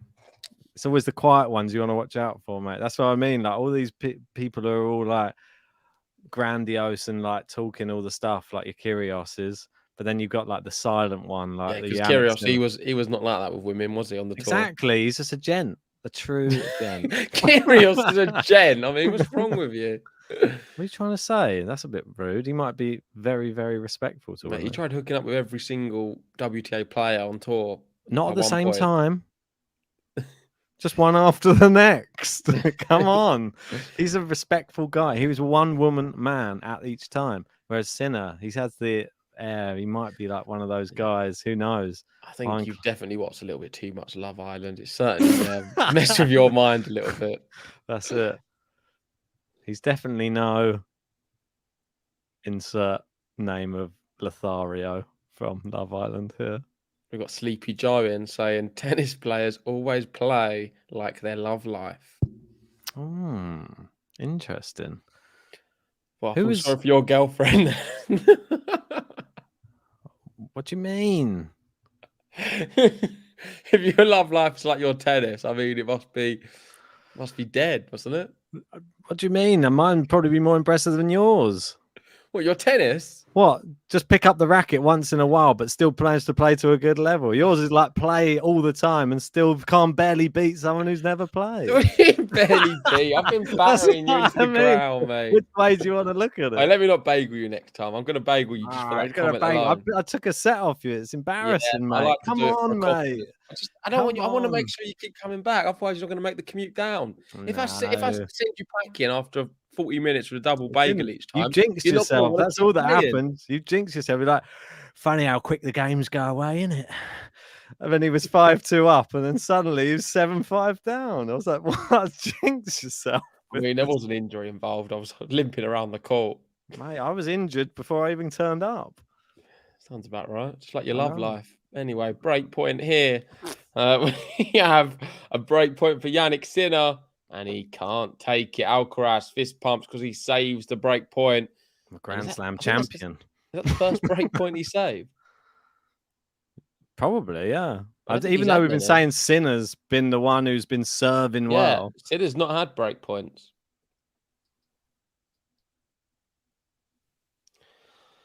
Who's We've that guy? got Gary and saying on the verge of 100 likes. Only on the verge. I'm disappointed. No, we're not. We've got 102. So thanks everyone for liking the video.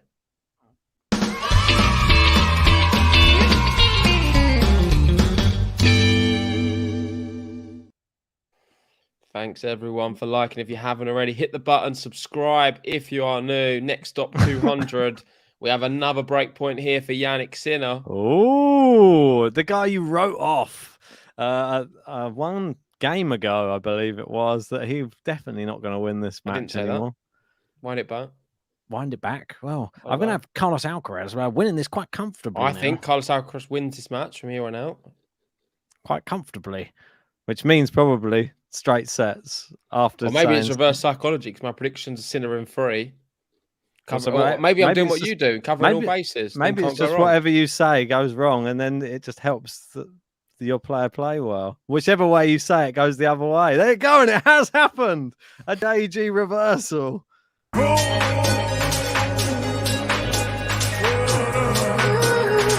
Jannik Sinner.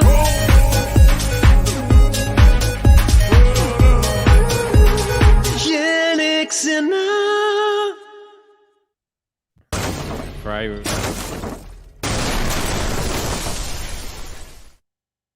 My sister loves watching TV shows such as Love Island. She tries to force me to watch it with her, but I just can't stand it. Jesus. I'm with you there, Freya. And Gary knows what it is as well. He's saying never give in. Don't give in. Even if, and they're very smart the way they do it. I'm sorry to say it, but like they wouldn't ever put it on at a time when there was, let's say, all the sporting events were all still playing, or then there was actually stuff on TV because they know no one would watch it. They put it on, the football season finished, or there's nothing else on TV. You flick through all the channels, it repeats. There's only one thing, which is a new thing. There's nothing on the TV. You got the Euros, the women's Euros happening at the moment. Who won? England just won. Did they? We're Euros champions. We just beat Germany in the final. 2-1. Yeah, I'll put my England top on in a minute. Oh, so I thought you said they put Love Island when there's no sporting events. Yeah, no good ones. Oh, you're not a fan of those. No, I mean, I didn't watch much of it this year, but what I did see... Any of it. No, I did watch a bit. I watched some with you in the pub. Did we watch some in the pub? Yeah, we did. Was it England? Sweden, oh, yeah, I didn't watch England. That's what I mean. We didn't watch England. Maybe? No, I've watched Belgium twice. Sorry, I've watched England twice with my dad. You told me you kept watching Sweden. I don't know what I did watch Sweden a few times. Norway, Sweden. He never misses a match. I did watch England as well. All the Scandinavian teams were all set to record. Let me just quickly say something. Shout out to England. They're a really good team. And I don't know. The Lionesses have done it. So fair play to them. Shame I didn't get to watch the final, really. Better than England men's. Rachel saying, you can like Love Island and sport. I mean, I agree, Rachel. I think Ben is just trying to take this away from himself. And speaking of JG talking about it so much, we've now got the dating in the chat. Yeah, no, there's nothing to say you can't like them both together. I'm just saying they put it on TV at the same time because they know that no one will probably watch it if they put it on at a time when there's all the other good programs on. That's all. If it's a choice between Match of the Day and Love Island, most men are probably watching Match of the Day. But if they do, there's no football on. Yeah, but Match of the Day is always on at after 10. Love Island's always on at 9. So well, you can always do both. Oh, just put it on record. Watch both. And during the World Cup, they had the World Cup going on, England, when they was doing Match and Love Island at the same time. I mean, what it was the best. It was the best summer ever. We just like you have the World Cup and then the Love Island. How did the people on Love Island watch the World Cup? They didn't. They didn't know. And when the new boys were going into the villa, they was all wondering what was the scores of the matches. Oh and my God! No one knew. It's almost like you just wanted to fly something over the top and drop it in there. No one did. They didn't know what was going on, Ben. That's mad. I mean, you probably didn't know what was going on in the World Cup either.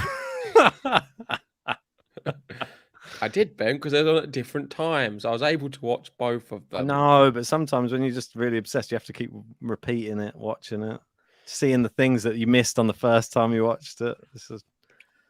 Anyway, thankfully for me, won't be watching it today because this one is going past 9 o'clock. Jannik Sinner with the resurgence, 30-15, up a break in the second. Doing all right. Oh, is that out? Is that... Oh, he's not started doing that as the ALCARAZ. What? That's not something I want to see. That's not what I want to see from him. What? He's doing the Rafa trot on the baseline. A trot? Do you know when after a point, Rafa goes to the middle and like does the little trot? What, like a little scuffle? Yeah, he does the little scuffle and clears the line of the mark. Like he does it very much like a little. It's a trot. I can't explain it. You must know the Rafa trot. You know it when you see it. And ALCARAZ just the did baseline a bit. He just mimicked Rafa on the Dow to a T. Oh, it's wide. It's break point. Well, maybe it's working. That's what I'd say. If you want to be the best, you've got to emulate the best. So, Rafa, one of the best, if not the greatest ever to do it on a clay court. So, what do you mean, if not? Who's better then? I don't know. Go on then. Bjorn Borg. No, just say he is the greatest to ever step foot on a clay court. It's not a debate, is it? I mean, it's probably not a debate. It's just not a debate. I mean, he is the greatest to ever step foot on a clay court. In this discussion era, ended. He's definitely ever. No one's ever been as good as him. Why are you even trying to suggest anything else? We never know, really, will we? I never know. The Borg retired so early. You know, he was a pretty infamous with those wooden rackets. Oh, ALCARAZ spotted that as well. 7 breakpoint save from Sinner.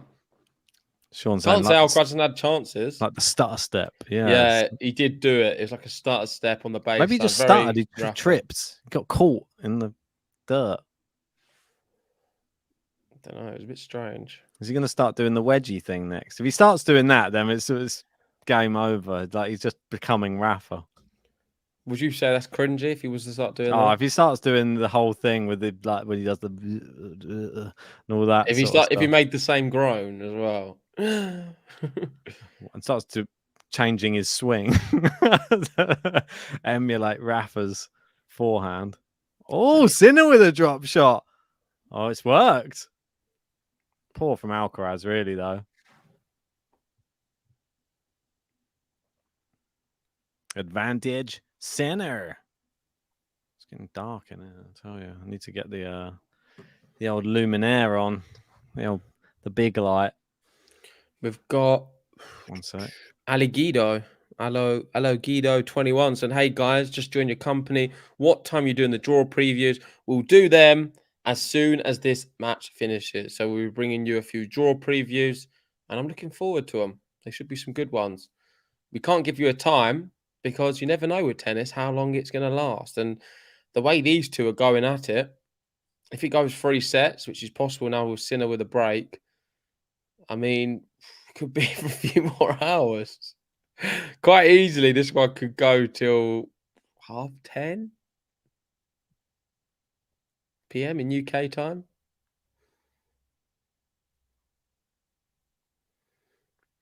Here we go. We're at juice. He saved the break point.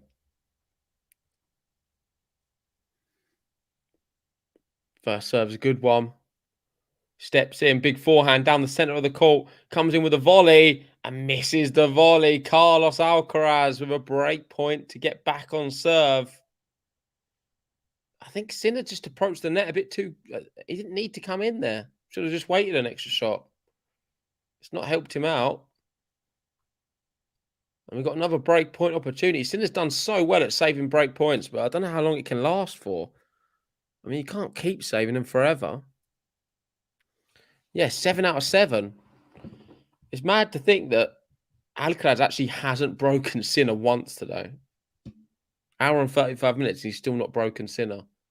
And he's had so many opportunities to as well. Here we go. Second serve coming up, though. This is an opportunity. Sinner's won, what, 20% of these second serves? It's not looking good for him right now. We're into the rally as well. That one looks like it's long, is it not? I'm not sure if it is. I think it might have clipped the line. Alcaraz puts his foot over the mark. And Sinner's saved another break point. How bizarre is this? Brilliant tennis from Sinner to save all these break points. If you are enjoying the match, make sure, give us a like on the video. Next stop's 200 likes. And subscribe if you are new. We are at juice. And Sinner keeps saving them. Is he going to give away another break point, though? First serve is too good. Is it?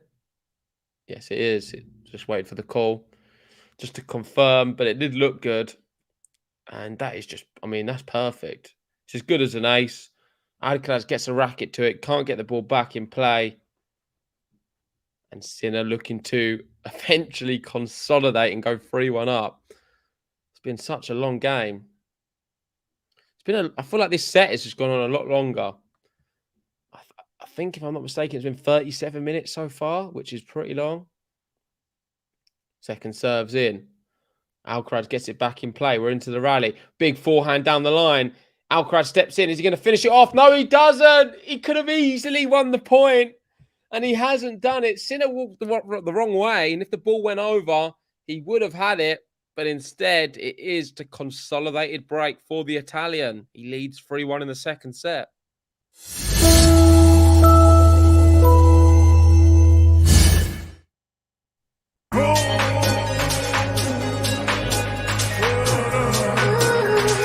Jannik Sinner.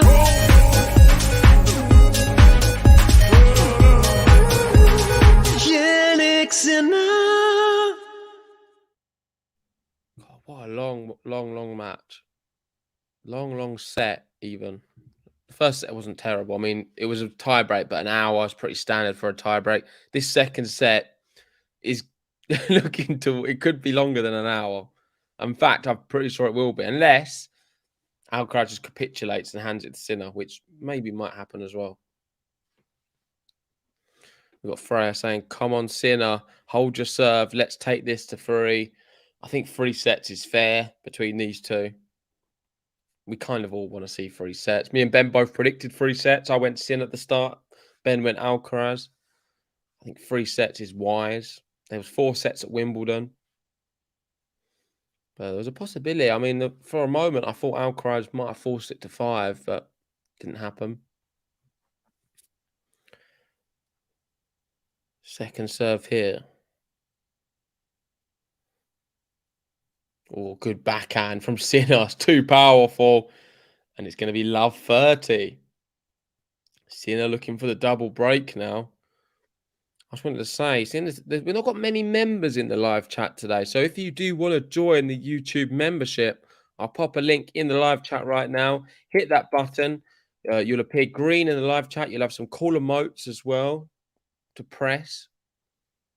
And I promise you, we'll read all of your comments out. So we've got Gary in. He's one of our members saying, not surprising when 2 top players go head to head. Momentum changes are practically a given. Yeah, I agree with that completely. We are certainly seeing 2 top players at the top of their game. And look at that for a winner from Jannik Sinner. Sets up 3 break point opportunities to get the double break in the second set. He's just playing extremely well. I mean, he's not seen many break points at all. And so what is it? He's had 3 break point opportunities and taken one of them.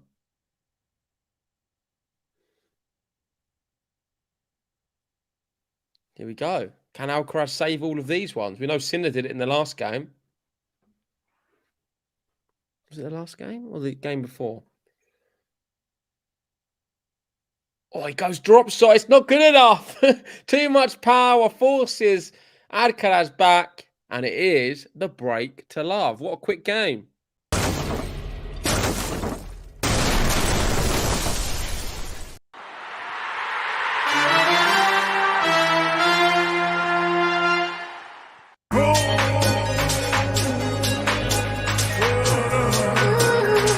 Jannik Sinner.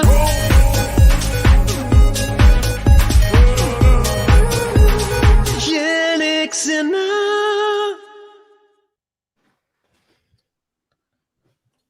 Jannik Sinner doing the business, 4-1 up. Looks inevitable that it is going to 3. And I'm not sure what's happened to Alcaraz. Just had probably about 10 minutes off. I don't know. He's playing well all match, but the last 10 minutes not been as good. It just seemed that after that first game of this, he looked like he was having the momentum from the first set. Came in, was looking really good, had the break points, had the opportunities, and ever since Sinner saved it, Sinner's taken over.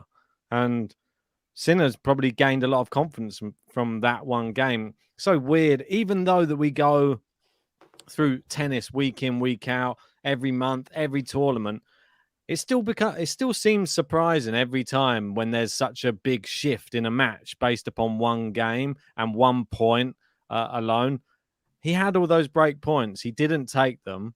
And now he finds himself 4-1 down in the second set. Considering he was about to go a break up in the second set, now he's 4-1 down and looking like this second set's done and dusted, to be fair. I mean, there's no way back in my eyes.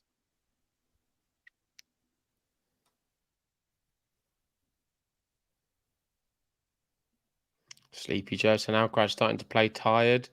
He has to go for power on his serve every time because of his height.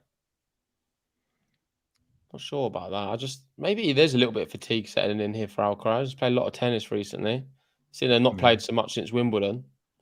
Alcaraz, what's Alcaraz been up to then? He did the event where he got all the way to the final against Massetti. Let me see if I can bring it all up. He did. But he has played a lot of tennis, hasn't he, since Wimbledon? He's been busy boy. I mean, had a busy year, and I don't think there's any reason for him to slow up, to be honest. He's going to have the odd dodgy set. Yeah, it's Hamburg. So he played pretty much all of Hamburg and then lost in 3 to Massetti in the final. Just making finals, isn't he? That's just what he does. Whereas Sinner, for me, I don't think has he not played since. I think this is his first event back, is it not? I think so. Yeah, it is. So, yeah, he's only played Munar, Cabellas Bueno, Agamanone, and now Alcaraz. Good old Agamanone. He loves it. Let me just set up. I've got to set up this draw preview for whenever this ends. Yeah, so, I'll let you do that. With Vance saying he just played Hamburg. I know it's only Hamburg, but he had the... I can't really make too many excuses for him, but the transition from playing grass to then playing clay and then playing 2 events straight, but I don't know. It's hard to say, but he just... I don't know what else to really put it down to. He just seemed a little bit tired. Maybe the injury in the previous round. He hurt his ankle. Is that causing him a bit of fatigue as well? A few issues? Maybe. I don't know. I just feel like there's a lot of tennis. Two tournaments, 2 finals. It's a lot, really. Gary saying momentum changes are the best part of tennis. And I'm not surprised as Djokovic fans talking about momentum changes. I feel like they love them more than most. Most definitely. Vance is saying he's being outplayed.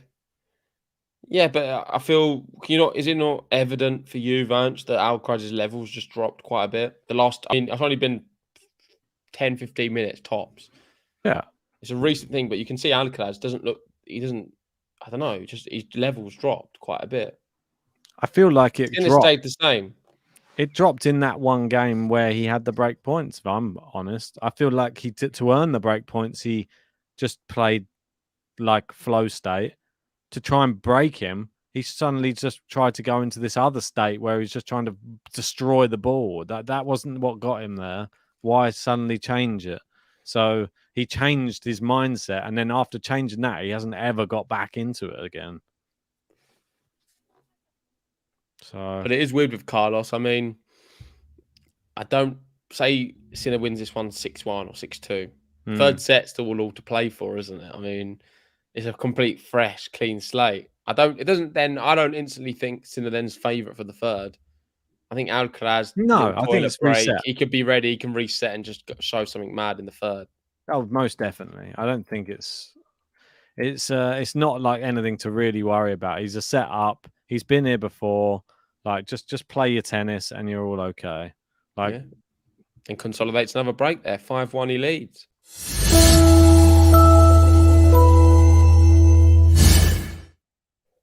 And we've got a GTL legend in the chat. We've got Roland. How are we doing? Hey, what's up, everyone? How you doing?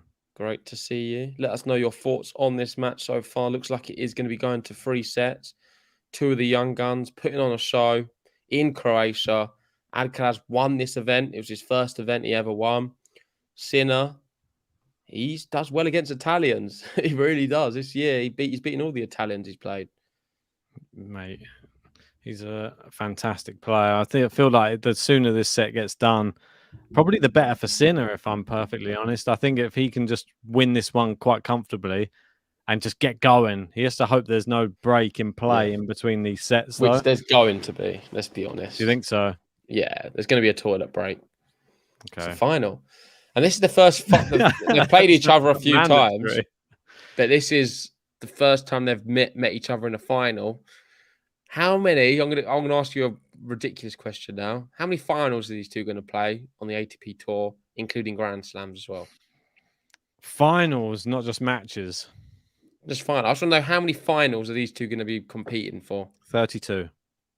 32 finals? Yep. I mean, that's extortionate, no? I think you've lost your head. Really? I think you've lost your head. Really? I mean, Rafa Djokovic, I don't know how many finals they've been in, but I know they've played, was it 59 times? Yeah, something like that.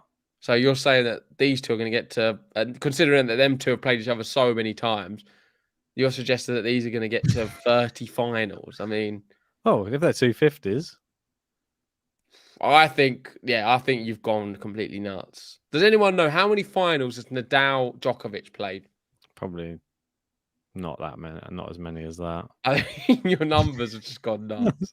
We've got Bro saying, I was going to say something about 10. I've had two Heinekens, let me off. 2 Heinekens, he's got 35. That was the first. I was like, just say the first number that comes to your head. I'm going to go... 3. No, I was going to say 10 as well, but... Copy Freire. See, he's just going 40. I don't know if he's...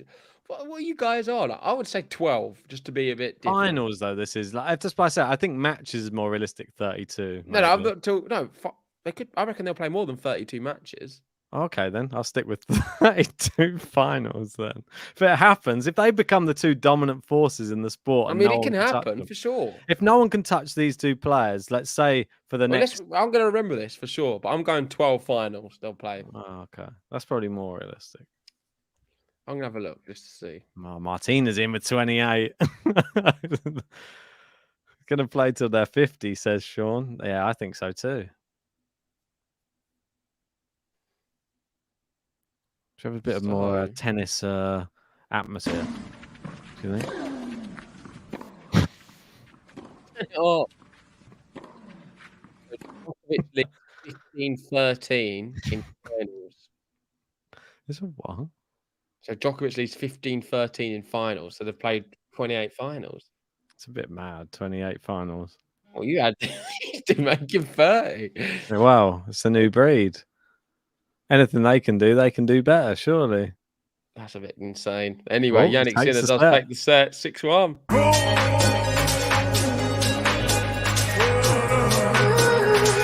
Jannik Sinner.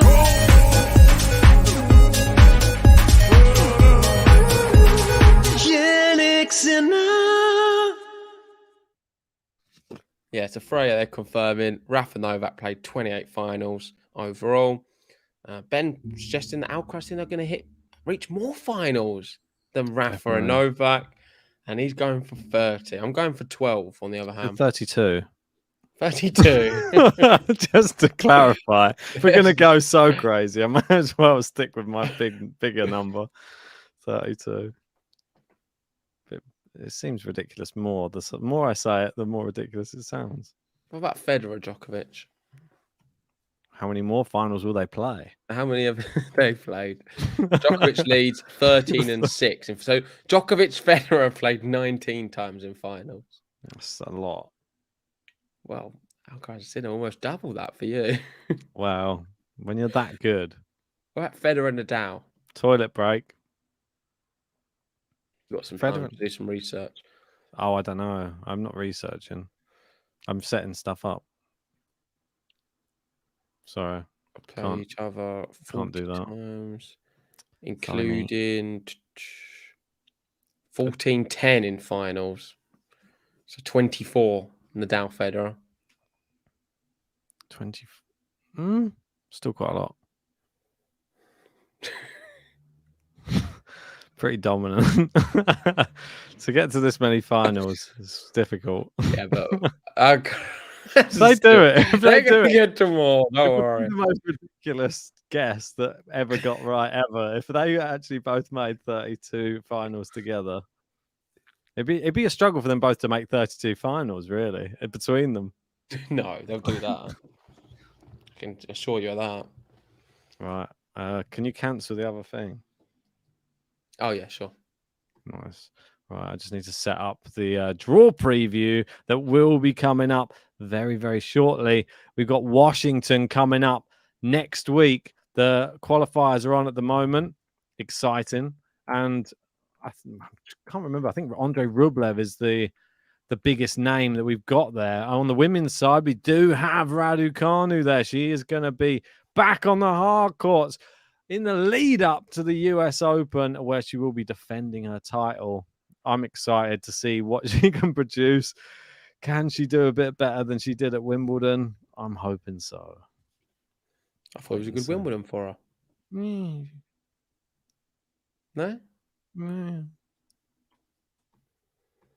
You was quite pleased. Well, yeah.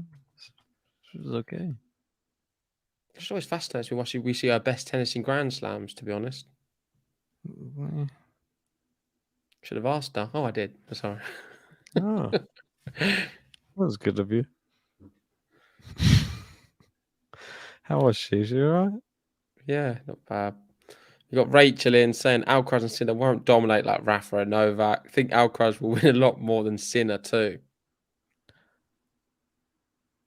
Maybe. Who win more, Musetti or Sinner? Musetti?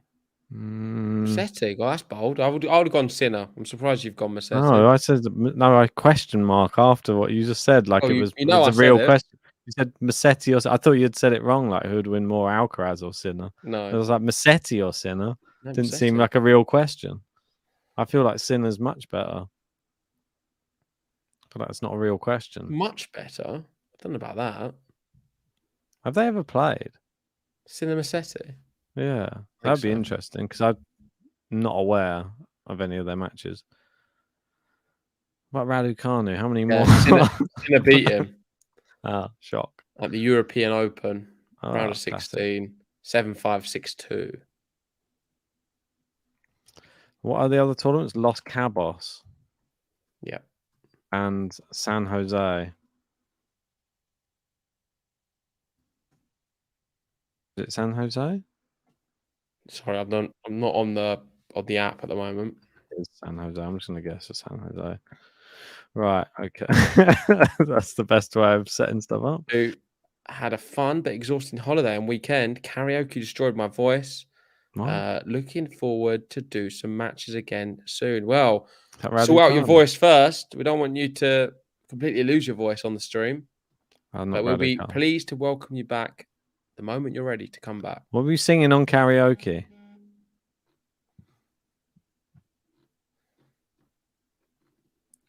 We're just going to wait for him. Just going to sit here and wait for his response now. We've got 15 seconds until he's heard it, and then yeah. What? So, you have a guess? What would Roland's karaoke song be? Because I just want to see what you would say for Roland, like based upon his commentary style. What song would you give him? I don't know, just some rap or something. Really? Okay, interesting. What, Yeah, like? Go on, give us an artist. I don't know, a bit like a Kodak Black or something. Really? No. It's old. We got a safety Joe saying Gary called the momentum change. I give credit where credit is due. Shout out to Gary. We all heard you say and talk about it. And that's exactly what happened. I mean, I actually, this is the worst take you could possibly hear. At 1-1 in the second set, I said, this is all over now. Alcaraz is going to clean it. Since I made that remark, Alcaraz has not won a single game. That's a bit mad. You've really ruined his chances here of retaining this title. However, my prediction was Sinner in 3, so it's all going perfectly to plan. The master plan's working. Almino like Sex Bomb by Tom Jones or Ton Jones. A ton of Joneses over there in Australia. Yeah, Tom just confirmed there. Yeah, it's a good one, that one. I'm still waiting for Roland to confirm. Oh, the highlight was Shania Twain. Look at that. Which song though? We need to know. Was it? It's always that. I'm Still the One. Is it, or which one? The other one, the most famous one. Man, I Feel Like a Woman, or the other one. It Don't Impress Me Much. They're the three. Oh yeah, that one. Like, I don't think you've ever been to a karaoke anywhere ever where there hasn't been a group of drunk women singing "Man, I Feel Like a Woman," or men. Why would women be singing that? Huh? Why would women be singing that? Surely men would be singing it. Man, I Feel Like a Woman. Oh, okay, get it. Sorry. It just confused me for a moment. Yeah, got it. No, they normally are. They're always there. They're always that. I've seen it too many times. It's what was that? What? Oh, Roland saying, but JG was right with the rap. I do shine on Jay-Z tracks. There we go. I was going to go with more like a bit of Red Hot Chili Peppers vibe. Say like a bit of like Can't Stop Addicted to the Shindig, like that type of thing. Like I imagine him doing a little bit of what's the guy's name? I can't remember. I forgot his name. I mean, I knew it was all going to be Jay-Z from the moment you asked me, and I'm not really the biggest Jay-Z fan, to be honest, but I used to like it, not so much certain now. tracks, but the ones that were always super popular with everyone else, I never used to really like. I didn't, because I did, but when initially, but then when they become popular, I hated them. Oh no, but I like a lot of things though. Yeah, I feel like we have a similarity there. Like this Midnight Paris, but oh my god, I never liked it once. Was that what it was called? Like it was like dun dun dun dun dun dun dun dun. Yeah, I'm not going to say the name on here because I'm going to get in a lot of trouble. Right, something but like here we that. go. It is Game to Love. Something like Paris.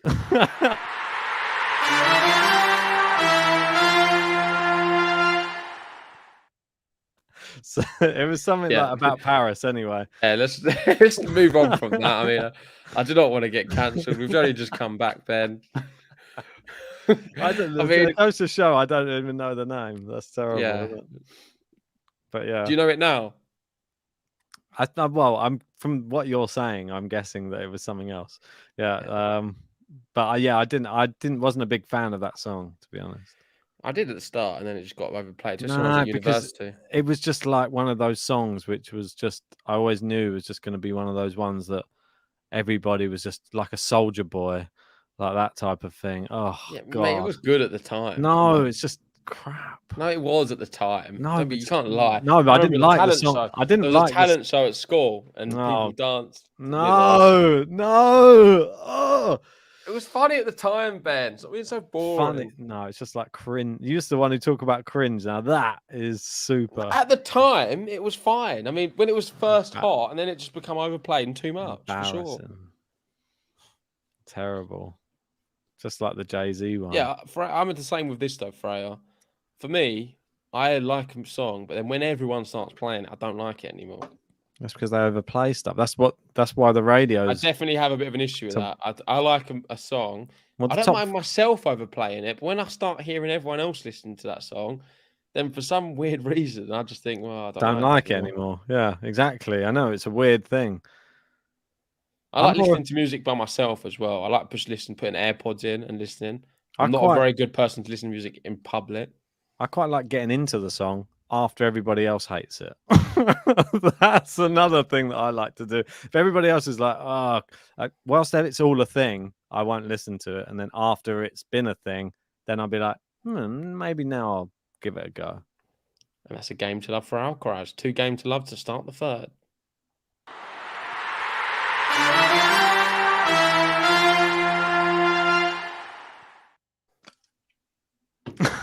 Roland's agreeing with Black Eyed Peas. Yeah, another overplayed band, but for the right occasion, I can see more them than the other ones because they do have their sort of party vibe. Those ones, whereas the other ones, I don't understand the party vibe. It's just like rap songs with like just a repetitive thing constantly. Just sounds the same for 4 minutes straight. Yeah, it's annoying. It is annoying, right? But you wouldn't know anything about that. You listen to stuff that's so varied, so that's. Yeah, it's safe to say Ben doesn't like my music. I do. I like the one song he listens to. It's not the same song, Ben. Oh, isn't it? Oh, I thought it was the same. I thought every time I saw him, he was always listening to the same song. We've got Sleepy Joe saying Italians overall on the rise. Not sure what they were doing since Panata, the 70s, but better late than never. Yeah, it's safe to say right now, the Italians are taking over the tour. They're the best players at the moment. All the young players from Italy. Taking over? The Italians taking over the ATP the tour. Slams? No, I'm talking about for like the youth. In terms of like, if you look at the top Next 10 gen. youngsters, I would say half of them are Italian. Over half. Yeah. There's just so many of them. There are a lot. Caboli is another good one. We need to get over to Italy to watch a bit of challenger tennis. I feel. Are we going to beat the odds tomorrow? If you want. I feel like we should get back into it again.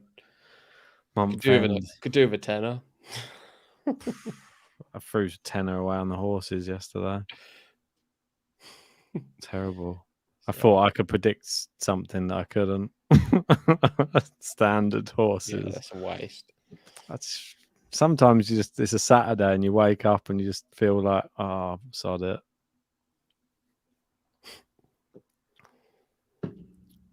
Anyway. Yeah, and the one that I didn't go for because I looked at it and I thought, well, this is a ridiculous name. Only like a mug would pick that one. If you were at the races, you'd pick this horse. It was called I'm a Gambler. And I was like 18-1. I'm never picking that. It won. 18-1. I'm a Gambler. I was like, that's just ridiculous. Like, that is just like asking for people drunk at a race course just to bet on. That is pretty funny. I know. And this is quite a big moment as well, because that is the first point off serve in the third set. It is a big third set, and it is a big moment for both of these players. So that right there is a big moment because Carlos Alcaraz, that's the first point against serve. Sorry, that's what I should have said. Against serve in this third set. They've both had 2 games to love to start. Sinner went 30 love, and then Alcaraz has broken the rot, and now he's got a second serve to look at. So I would say advantage Alcaraz right now. Martina saying, yeah, come to our challenger in Ortisei in Val Gardena. It's near where Sinner is from. Do you know this well? Yeah, I do, and I'd love to go there. Martina, if you are willing to accept Game to Love, we would love to be there. We did go to a Zagreb Challenger last year and had a brilliant time. We would love to come to Italy, no doubt about it, and I'm sure we will be going to see some more challenges very soon. It's at the end of October. Oh, interesting. Sort of had our eyes on Naples as well, though. I don't know. Yeah, Was, this one was that a sounds cool, though. 250 though, or was that a challenger? I can't remember. Oh, it's 30 all though, and the crowd are starting to get behind Carlos Alcaraz right now. They would really like to see the Spaniard really turn it on here, get the break, and force Jannik Sinner to backpedal a bit. Great serving though from Jannik Sinner. I mean, he just hits it with such confidence. The smash is with more confidence, but Alcaraz gets it back again. But it's a great forehand. It's just ridiculous. How does he keep getting it back? Alcaraz is something special. He is great. Amazing.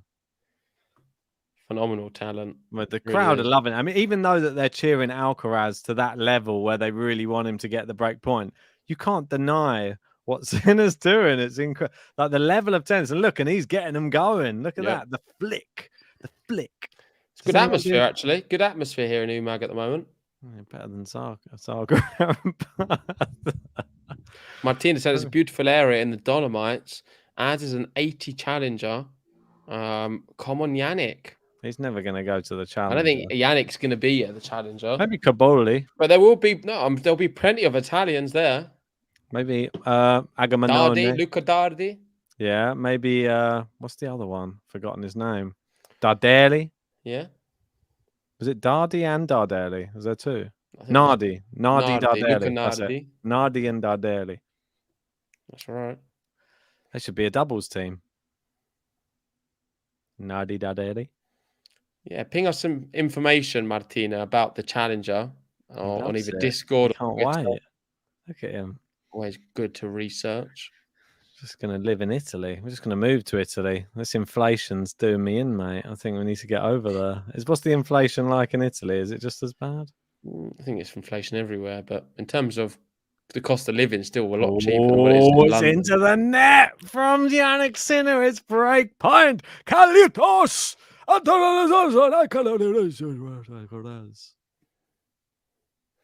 Martina said, no, Jannik has played it though. Wild card first time and won it the second time. I meant, come on, Jannik, here. Okay, got you. So come on, Jannik, here. But yeah, I'm sure he has played there, and it'd be great to see him there again. But I think he's well above the challenger level at the moment. Yeah, just slightly. Even though Musetti's been dropping down and playing some challenges and went and won his first ATP title. So goes to show I think it does help to do the that challengers sometimes. Are such a high level. You can drop down and then go back. I mean, if he wanted just to go there because visiting family, why not just play a challenger while you're there? Why not just go skiing instead? Not in October. What month can you go skiing from there? Good question. I would say November to February. Okay, you can go March. I mean, but it's just not as good. You could you probably go October, but not as good. Bit patchy, probably in March. I don't know if you could even go October. I think November is a push. But probably December then. No, I think you could go November. I usually go in February. Probably good February. March probably just a bit sparse. Yeah. Don't want to be going down on grass. Well, it's not real snow anyway, a lot of it. Oh, great. So a lot of these ski resorts now, they have to get snow in. They have the snow machines. They bring it in from abroad. Ship it over. December to March. J Genius, they call him. Ship in. What do you mean, J Genius? You're from there. It's not genius if you come from an area and tell you what the weather's like there. It's like me saying, "Oh, from England." Well, summers. Between... They have all the snow making machines there. Yeah, the snow. What are they called? Do you have the piste? What are they called? Like the piste bashers or? Not sure like what the that big is. Machines. The big machines that like plow the piste. Plows, snow plow. No, not snow plow. They're like piste bashers, or I can't remember what the name was called. Are you sure that wasn't what someone called you when you were skiing? No, mate, I was off the piste. I was Was you a flying. piste basher? I was flying off piste. Didn't know where I was going. Snowcats. What's that? That's what Martina said. They're There's called. an animal on the slope. They're called snowcats. Do you get many of them in Italy? Snowcat. No, you get a lot of bears though. What? You get a lot of bears, yeah. What bears in Italy? Yeah, Martina will vouch. There's loads of bears. I have Why? seen a bear when I was What? skiing Oh my god! on the ski lift going up. I saw Wait, a it little was on the bear ski underneath. lift? No, it was Oh my- underneath. The bear. I could have just got an image of the bear sat on a ski lift. Listen, Martina will vouch. There's a lot of bears there. What would you do if you saw like you were going up on the ski lift and the guy in front of you was a bear on the one in front? I mean, you've watched too many adverts at this point. No, but if it was actually, it just managed to weasel its way on or bear its way on, let's say, and it just got on and then it pulled the thing down, it was just stuck on there. If you were the one behind it and Mate, you you're not knew going to get a bear on the. What's wrong with you? No, but if you knew that it was getting off first, what would you do? I don't know what Would to you jump? say. No. What? You wouldn't jump off? Okay, No. so you get off, you wait for it to get off and wait for you. No, I wouldn't get off. I'll just keep going back all the way back round again. Ah, smart. What happens if it stayed on? Would you just stay on forever? If it stays on, I'd get Yeah. off. Ah, I mean, smart. most stupid questions ever. Martina's saying the machines you were talking about. Come on, you guys. That's what they're called. They're called snowcats. Snowcats, they're called, are they? Yeah. I guess in different places. In France, they were called like something piece something. I don't know. They're called forgot snow them. gâteau. Snow cakes? No. No, they weren't Gâteau called. means Cake. cat in French. It's gat. Isn't gâteau a cake? And gâteau, yeah. What did you say? Gâteau. That's the same word. No, I think. How do you say cat in French then? I think it's gat. Isn't it chat? Gâteau. Chat? Isn't No, it? it's not chat. It's gâteau. I don't know if that's it. In Italian, it's gâteau. If you're French, anyway. if you're French in the live chat, let us know what cat is. I think it's chat. Yeah, gato in Spanish. Yeah. Mon chat, I think it is. If you have it is. my It's cat. chat. There you go. Thank Fair you. enough. Wow. Have a look what it is in Italian. You just shat all Have a over look what it this is in Italian. podcast. Yeah, There it's we go. probably similar to Martina saying Spanish. gatto della neve.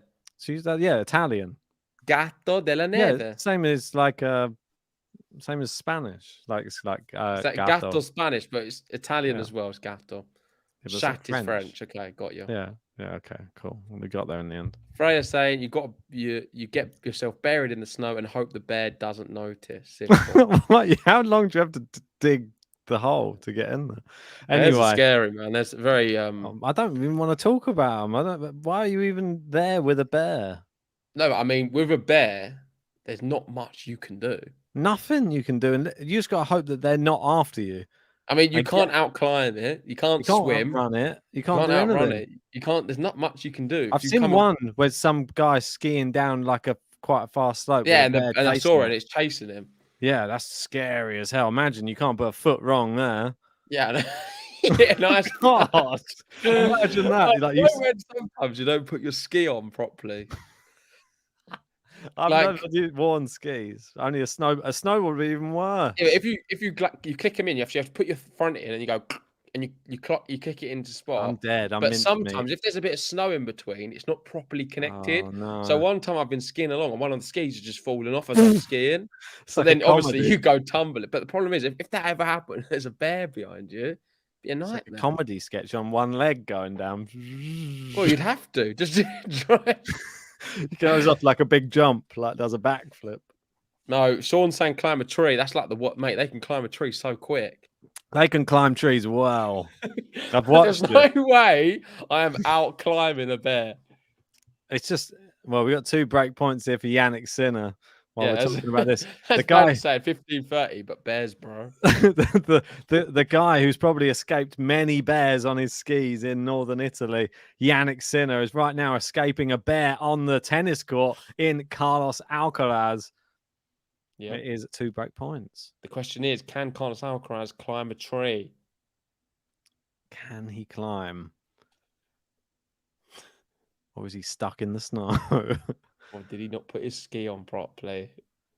Oh, good backhand to backhand rally. Oh, hits the baseline. Sinner's going big, but he's gone into the net. He's got another opportunity though here. For me, I don't know if it's... Is it just me that just thinks that... Simon's suggestion's quite good. We've not read that out. Mm-hmm. Ski close to other people and hope the bear eats them instead. Or just push them over. Ski close, push them, then go. I mean, if I was skiing with you, I could cut you up. Oh, you wouldn't need to. I'd already be rolling around probably. You'd have ages. I'd have already been being eaten. You're like, oh, well. The question is, do I come back to save you? Well, uphill. That's near on impossible. Say if you're in like a brawl and I can. How long is it going to take you? Go back to the bottom and then come back round again up the chairlift all the way to the top. Yeah, okay, say if you was in front of me and you'd get attacked by a bear and I saw it and I was coming down the piste, what could I do to potentially save you? The only thing I can possibly think of is use the sticks as like a vault, like a pole vault, like one of them like horses. And then just literally just go, just charge at it with a pole. But the problem is when I make contact with the bear, I'm obviously going to fall over. Yeah, but you got. And then I'm there as well with you on the floor. If you don't kill it straight away, you're dead. No, but I'm not going to kill it. You wouldn't kill it. How about this? Like you, but it would. It's a break of serve anyway. We should probably just announce that. Yeah, it is 3-1 Jannik Sinner.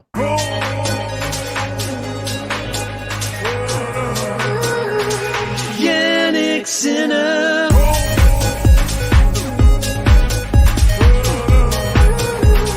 Jannik Sinner.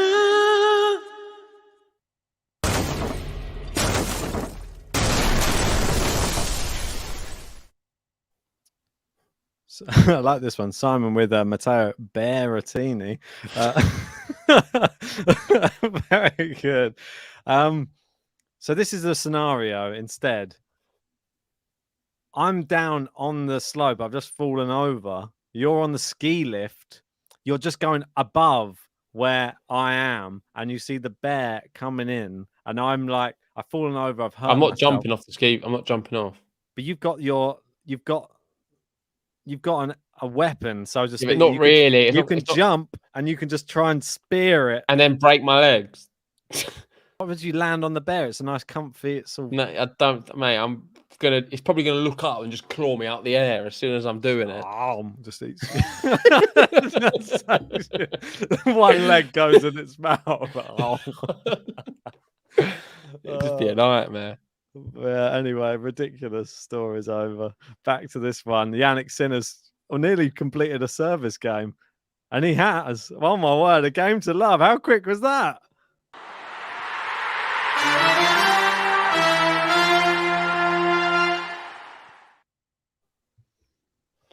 4-1 Jannik Sinner. Very quick. And that was a game to love.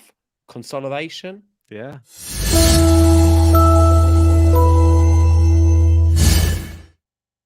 And Sinner is not messing about. My prediction in the video earlier, if you haven't seen it, go check it out now to verify. I did go for Sinner in 3 sets. It's looking very good. Yeah, and Sinner's been playing brilliant. Go make sure you go right to the end where it says 3 close sets. So 3 close sets. Rewind to the beginning after the first set of this video where we rule Sinner out of the match completely. But anyway, it's a good prediction. Sinner in 3. You should have just stuck. Never go too detailed, I feel, on these predictions. When you go set, it's more fun. It is, but it just leads. I don't do what you do. You just play it. You go every option. You'd have got in the previous. I go every option. I reckon ALCARAZ can win. However, I think Sinner recently just beat him, so he's probably going to win in straight sets. However, my prediction is going to be Sinner in 3 sets. So you cover a lot of bases.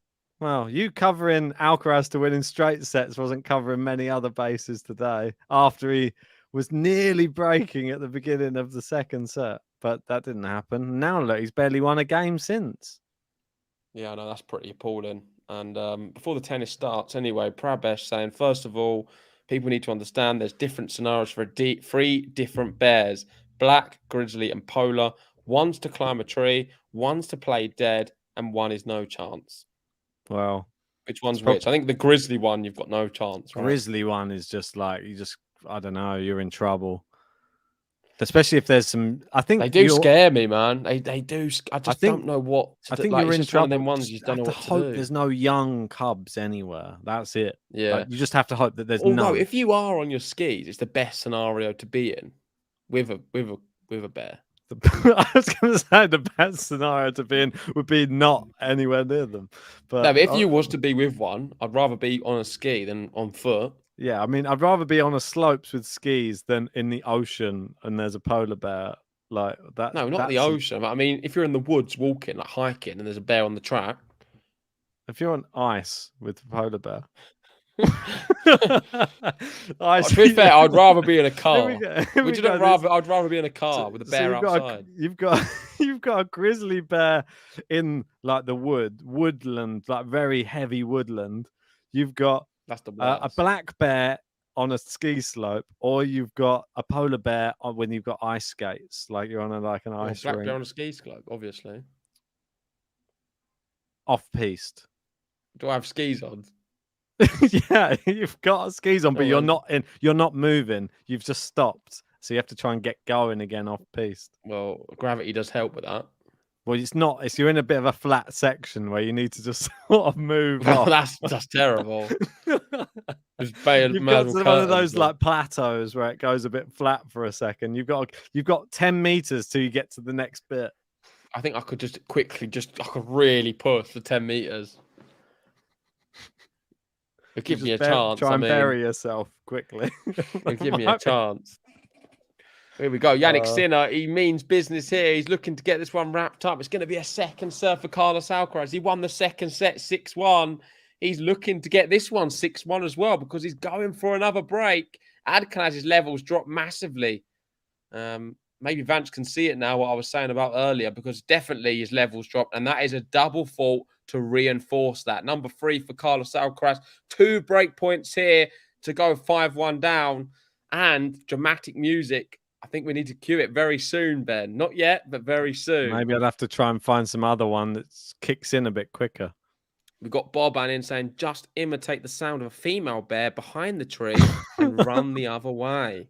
Oh, I thought you were going to say just imitate the sound of a female bear. What, they're going to come and do something else to you there? Yeah, I hope it's not mating season. That'll be the worst. We've got Quality Shot in. How we doing? Saying, nice to see you two in action. Surprised by how Alcaraz got breadstick, considering how many break points that he burned in the first 2 return games. Yeah, I mean, Alcaraz's levels just dropped off a little bit. It really has. He had so many breakpoint opportunities, didn't take them, and Sinner come into his own. And now looks like he's going to be taking the title in Umag. Another breakpoint coming up. It really does look like he's going to be taking it. I mean, Alcaraz is, unless he does something dramatic here, I feel that even though I said there's no such thing as too much tennis for him, I feel like at the moment it looks like there is. I don't know if 2 finals in a row is really helping him. He's missed it. He's missed it. And just like that, Ben, cue the music because Jannik Sinner is serving for the match and the title. Wow.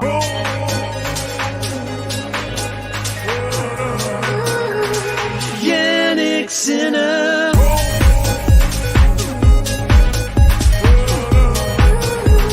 Jannik Sinner.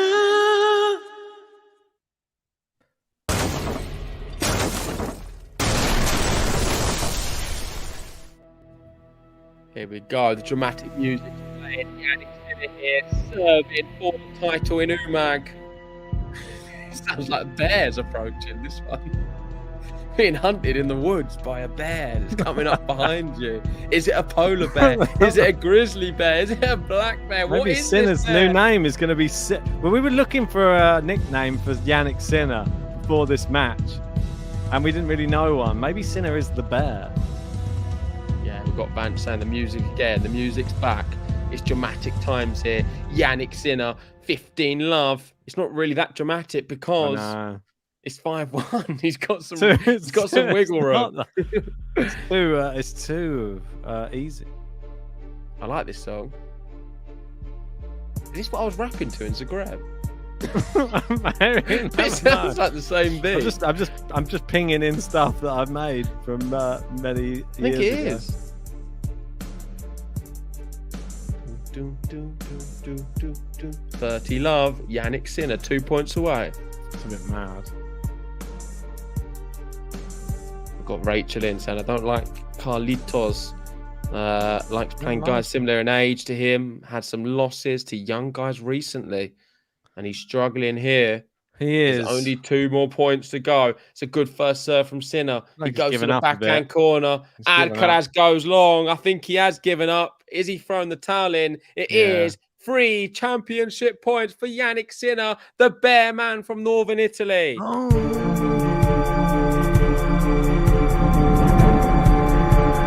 Match point. Jannik Sinner. There it is. Jannik Sinner. He's won the match. He lost the first set in a tie break, 7-6. Oh, no. So what was the score on the tie break? 7-4? No, 7-5 in the tie break. 7-5 in the tie break. The second set, Sinner come back, won it 6-1, and then another breadstick in the third. So brilliant from the Italian. 2 breadsticks to defeat Carlos Alcaraz. And he's done it again. He beat him at Wimbledon, and he's won here. And that is another JG prediction he's got correct. Ben went Alcaraz, I went Sinner, and Jannik's done it. Big up the boy.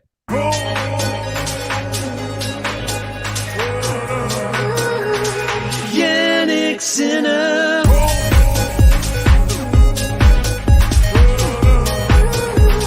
Jannik Sinner. Yeah, shout out to Sleepy Joe, just saying Alcaraz hype starting to get to his head, in my opinion. Needs to improve the serve dramatically and stop going for broke in every big moment. I think that's something we did speak about in this match already. I think his serve isn't as good as Jannik Sinner's, and I think that's one thing Sinner does have on him. And I do agree with the big moments. Just play your tennis. Just play what got you the break points. Don't try to just go for everything. You don't need to try and like leather him off the court in every single point. Just play your tennis. That's what got you the break points. So he'll learn, but his second final in as many weeks, but a second loss. Yeah, we've got Freya in saying J Genius confirmed yet again. Jared saying, wait, Ben picked Alcaraz. Now the result makes sense. Of course, it certainly does. What do you mean? We've got Gary in saying maybe we can put the Alcaraz hype down for a while now, as with Eager. Sorry for all you supporters. Oh, Gary. One thing I will do and announce is Jannik winner, first title of 2022, first title on clay, and his 6th tour level title. So he's never won on clay before today. That's incredible. So adding strings to the bow. We've seen how well he plays on hard court. We know he can do that, indoor and outdoor. We know how well he can play on clay, but he's never won a title. Obviously, he played well against Rafa at Roland Garros. He's at grass, amazing. We saw him at Wimbledon. But this is just sort of, he is a sort of consolidated player now, Jannik Sinner. Really loving to see this is him growing. Maybe I'll take back all the things that I say about him needing to put on some muscle. If he continues to grow like this, I don't think he needs to, because you look at someone like Novak Djokovic, he's not a muscular physique or anything like that. Maybe you can go that route. Maybe just do a few yoga classes, get a bit more flexible. Maybe go to Djokovic's yoga, hot yoga lessons, and put your leg behind your head or whatever he does. And I think he should get some tips from the UFC guy who trains with bears. What's his name? What? Khabib. Nurmagomedov. Yeah, Nurmagomedov. But Jannik Sinner, he can head up back home to Northern Italy, practice with a few bears, and he'll be on his way. But I don't think he needs to, because he's playing brilliant tennis right now. We're going to wrap this one up. Train with some bears. Like tennis. But put a bear on the other side of the court. Just wrestle with him. Just get some strength up. We'll just have one behind him all the time, like chasing him around the court, so that he's always running as fast as he possibly can. Who knows? But it's been honestly great to see all of you guys again. Thanks for the lovely comments. Cheers, Gene. Cheers, Sean. Cheers, Boban, Jared, and all of the others as well. Gary, they're saying, great to be with the boys again today. Thanks again. Thanks, guys. See everyone for the North America Swing. Best time of the tennis year for we Americans. Certainly is. We're going to be back in about 10, 15 minutes time for a draw preview. Make sure to join us. The link you can easily find on our channel. I'll ping one in the live chat in a second as well. But thanks for watching. Like and subscribe. It was fun. 124 likes. Let's get up to 130 but before we end. And we'll see you very soon. See you very soon. Adios.